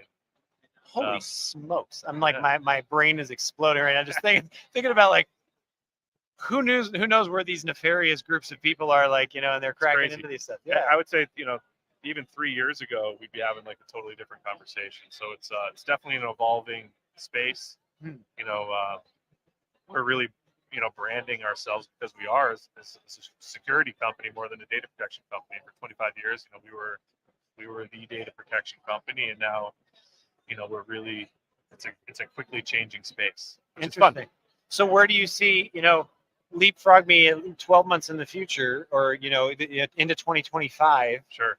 What's different, or what's accelerating in this space that you might? Yeah, I think what's accelerating it is the use of the adoption of cloud and SaaS applications. So it just becomes more and more difficult to control the data and the information when it's so dispersed. And there's this portability of things too. Like, there's a lot of use cases for public cloud, obviously, in higher ed. And depending on what the use case is, there's a different public cloud that may offer a better solution. If it's XYZ for storage costs, or it's XYZ for a particular application. And I see that continuing to grow and expand. More SaaS providers, more cloud options, customers moving more data there, which just will continue to not exacerbate the problem, but make it more difficult to control. Right. And I think that will continue to come with time, and companies like Commvault will have to continue to stay ahead of it. I'm not sure I have any other questions for you. That is a fantastic. I mean, this fascinates me simply because, I mean, we have 8,000 people here at Educause right now. All of them, who knows, hundreds of different universities, and they all face the same problem. And I'm just wondering, is it turning on transparency? The more you open the kimono, the less attractive it is to like a ransomware kind of person. Or I don't know. I think transparency is always tough because as a customer, you don't really want to go advertise when something bad happens, right? So getting a reference, for example, for us, hey, why don't you go talk to these guys? But I mean, like with your data, like just sort of saying, look, our data is public. It's there, it's out there. Well, there's some stuff that can be, right? And there's some stuff that can't. IP. If all IP is public, that's a problem in the research side, for example. Sure. There's got to be competitive balances between that. some information is public, right? If you go Google anybody, you can find out enough about them. Some people are better at that than others, but there's other stuff obviously that can't be and never will be, so I think it's, in an evolving world, there's definitely a lot more stuff you can find and people can get access to, but the real critical value things I think will always need to be, buttoned up and protected. Are you always the guy that they hate when you show up at the office for the meeting and they're always like, damn? It's actually, it's way better than it used to be. I've been dedicated personally to data protection for the last 5 years. I did a bit more broader things in IT. And for the first couple, we were always the last thing on the agenda, Nobody wants to talk about that it's stuff. not that fun and Yeah. sexy, but with the evolution, obviously the things we've been talking about, it's much more top of mind. Getting access and having real conversations with CIOs and CISOs as a data protection company is a lot easier. They're more fun conversations. They're more difficult problems to solve. So it's been nice. And do you think that having those a better relationship, does that make everything easier? Rather than feeling like these are the guys we got to call to a little bit, yeah. I think transparency. You brought up that transparency. I think transparency with our customers and their partners, their key partners, the more that transparent they are, the more people can help. And I think that's been another thing that's changed kind of in our world. A lot of customers would keep things really close to the vest on what the problem they're trying to solve is, and budget, and who they're talking to, and it made it harder for a collection of partners to go solve the problems. I think the world has changed a little bit where everybody knows what the problem is to some extent now because everybody has a pretty similar one. And I think the more communication, the more open people are about what they're trying to do and how they're trying to accomplish it and where data lives, the better their partners can go help them solve the problem. So it's getting better. Thank you for taking the time to come over and talk with me, man. This is great. Nice to meet you. Thank you. As well, man. Have a All good right, show. Take care. 8:00 in the morning tomorrow. You guys can come see us talk live. We shall. 8:00 in the morning. Yes. Day 2. Perfect timing, huh?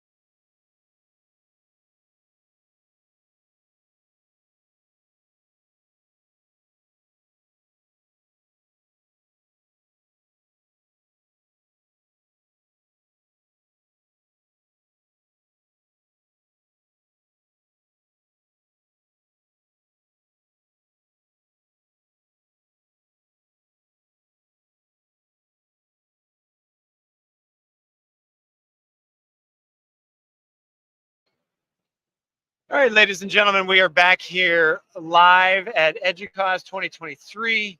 You'll hear that the din behind me, or us, has grown considerably mostly because there's beer and mojitos, as you'll find out.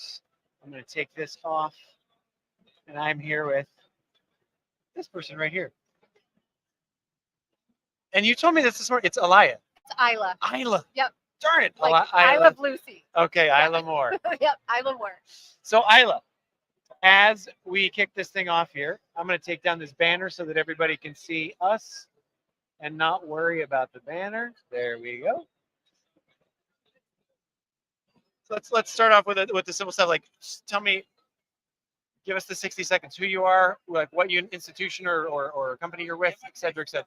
My name is Isla Moore. I am a faculty development specialist and senior instructional designer at Fort Lewis College. We are a small public liberal arts school in the Southwest Colorado. So we're near the Four Corners. I always make the Four Corners sign where Utah, Arizona, New Mexico, and Colorado meet. So we're 6 hours from Denver, 2 mountain passes at least.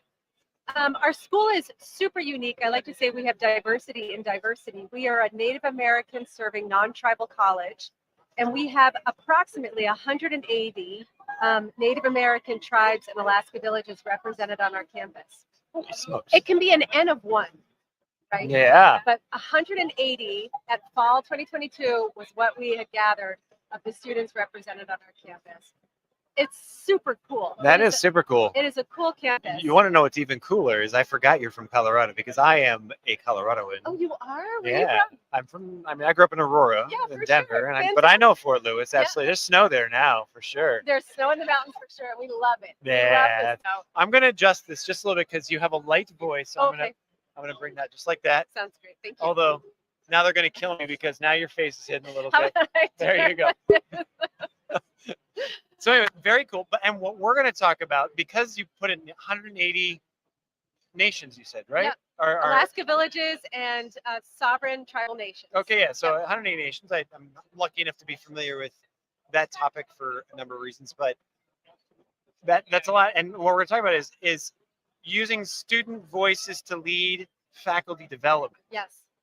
I don't think there's any irony here, but I think surprisingly, I didn't design this, but of the 8 interviews that we've had today, I think 4 of them have had a faculty development component or focus to them. Like most of it's been around digital, like how do we get our faculties, to flex the muscle or have the skill of the digital, literacy and those kinds of things.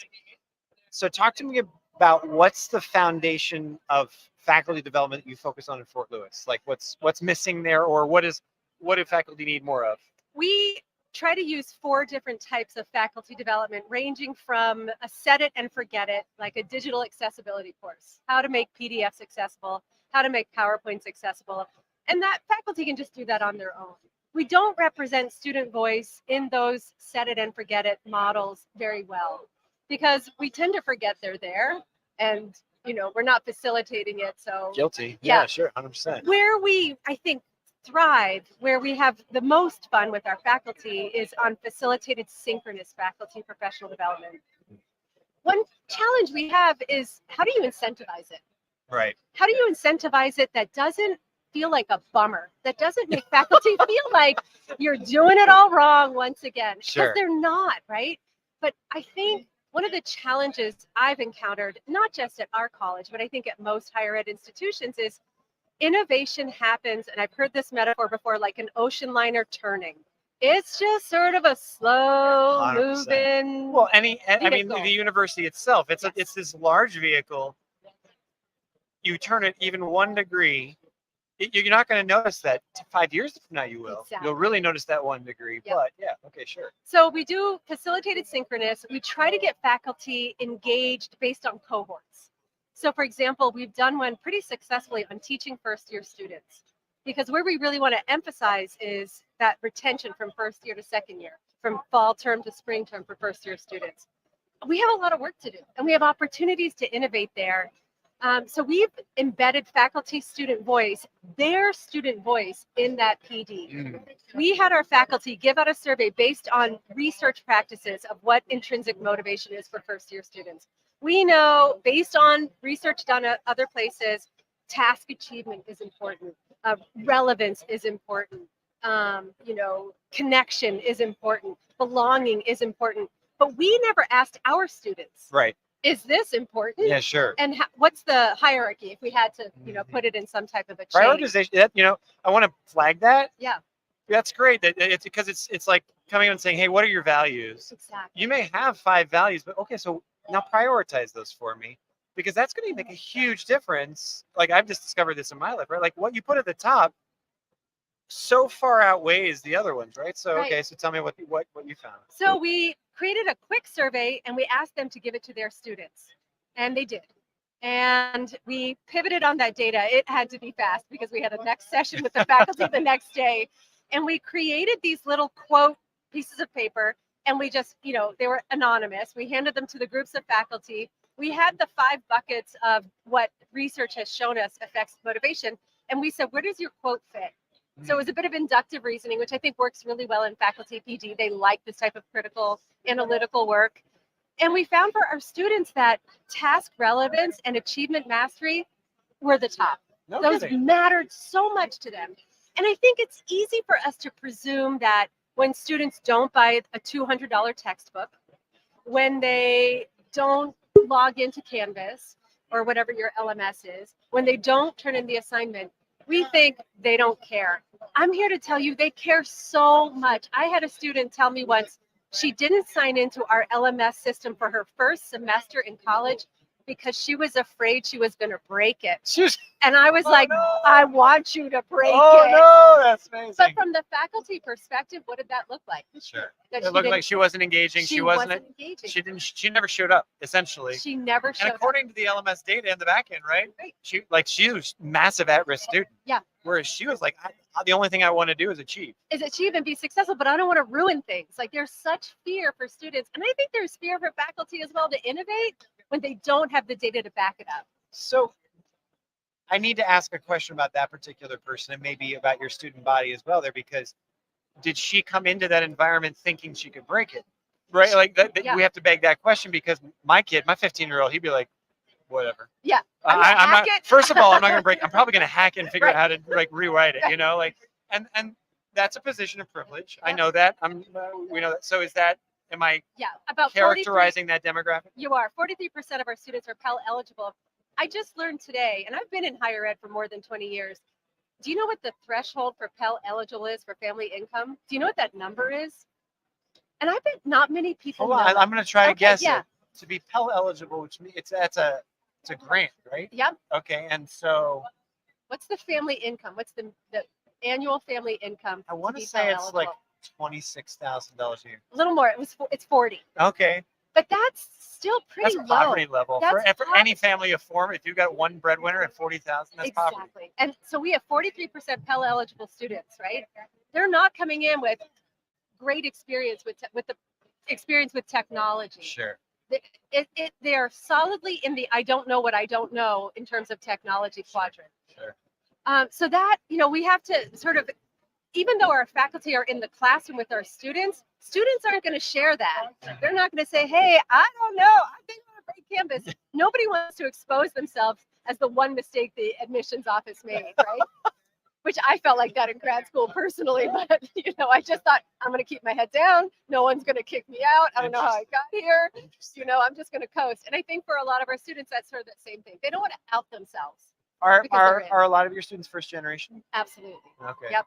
Because I would think that would be a huge thing, a huge part of the confidence factor as well. Is just like nobody in my family's ever been here before, so I'm not really sure what works, what doesn't work, what can I get away with, what can't I get away with, that kind of And stuff. to your point too, it's not even that no one's ever been here before, so I'm not familiar with this terrain.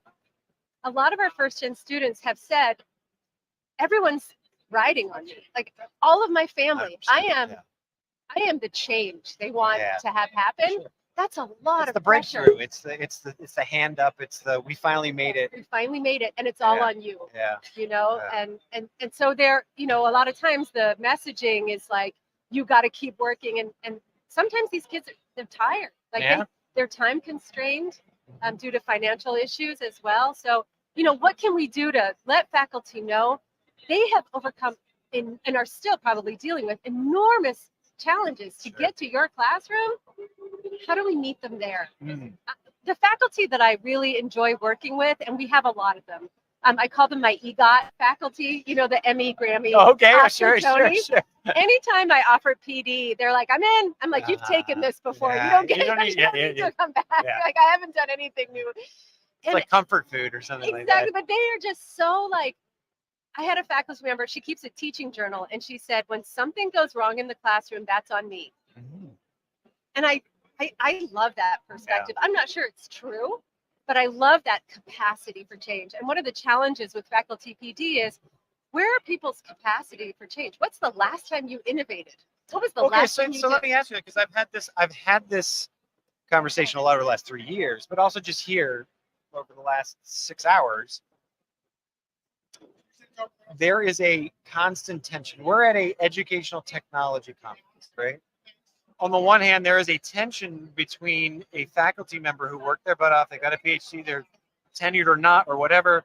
They want stability.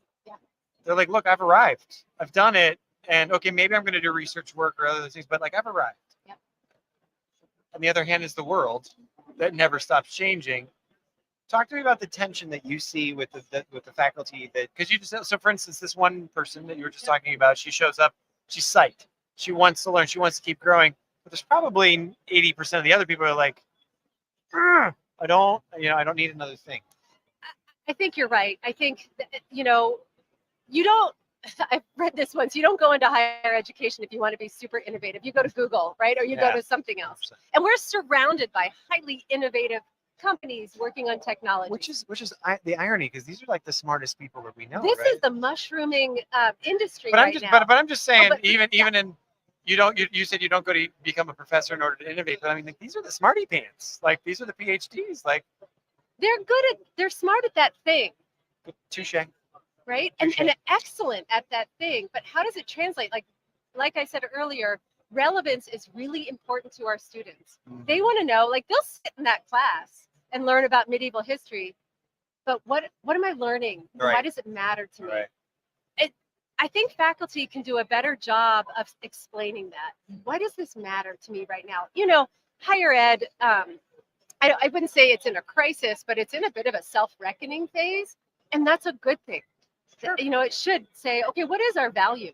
If we're not a public good, what are we? If we are a public good, how are we? And I was just in another session about DEI, which I find really interesting. I find the conversation around belonging really interesting as well. My student data indicates for the students, that's not that important to them. They want to be successful. Belonging kind of falls a little bit later, right? So we've got these other challenges, I think, that are more important to hit before we really put all our eggs in the basket of belonging. Let's unpack that for a second. I hear you. Because that's really interesting to me, because it's very cutthroat.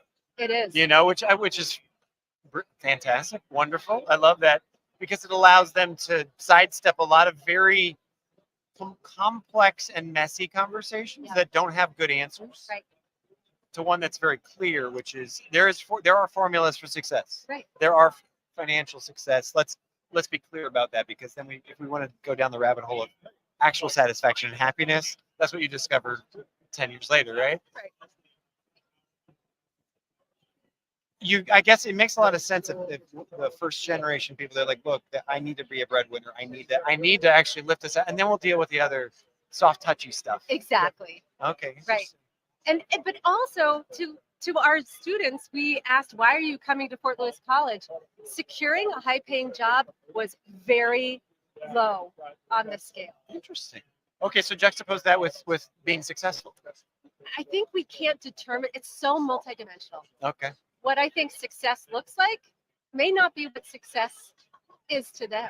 Interesting. And okay. the one that actually hit harder than securing a high-paying job was improving the lives of the people in my community. There's a strongly pro-social value of the students at our school, and I imagine at other schools as well, given this younger generation that's grown up with much more transparency around the crises affecting our planet at this time. And these crises seem way more exigent than they were in my day. Oh, 100%. I can't believe. I mean, so how do we make I don't need that. I'm about to make this podcast turn into either a political or environmental science real quick. Like Yep. I know. Wow, it's Yep. incredible. Just getting And they believe in their capacity. 100%. And so how do we meet them there? I think high flex, high structure, that to me is really the answer. I'll tell you my dream.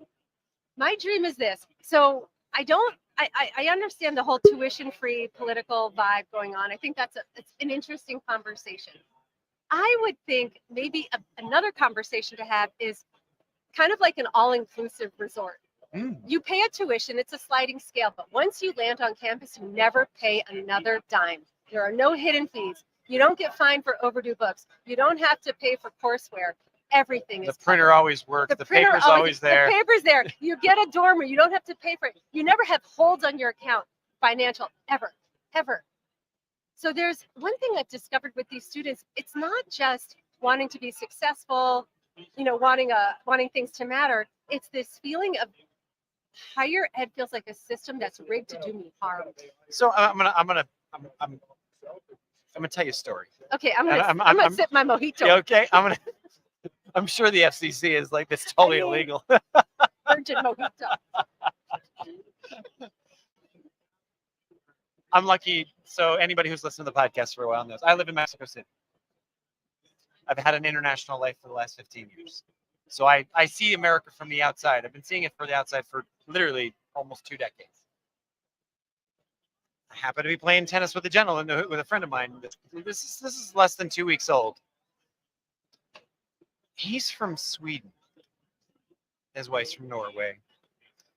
And we were talking about the fact my older son is about to, he'll be going to university, and the very first thing out of his mouth was, he's like, how do you guys afford this? He's like, I don't even understand. He's like, that's amazing to me. Like, it just blows his mind that higher education isn't a public good in this way. And the fact that they don't even, there's no college funds, there's no 529s, there's none of that stuff, because their high class, high quality, very good education is totally free. Noodle on that one.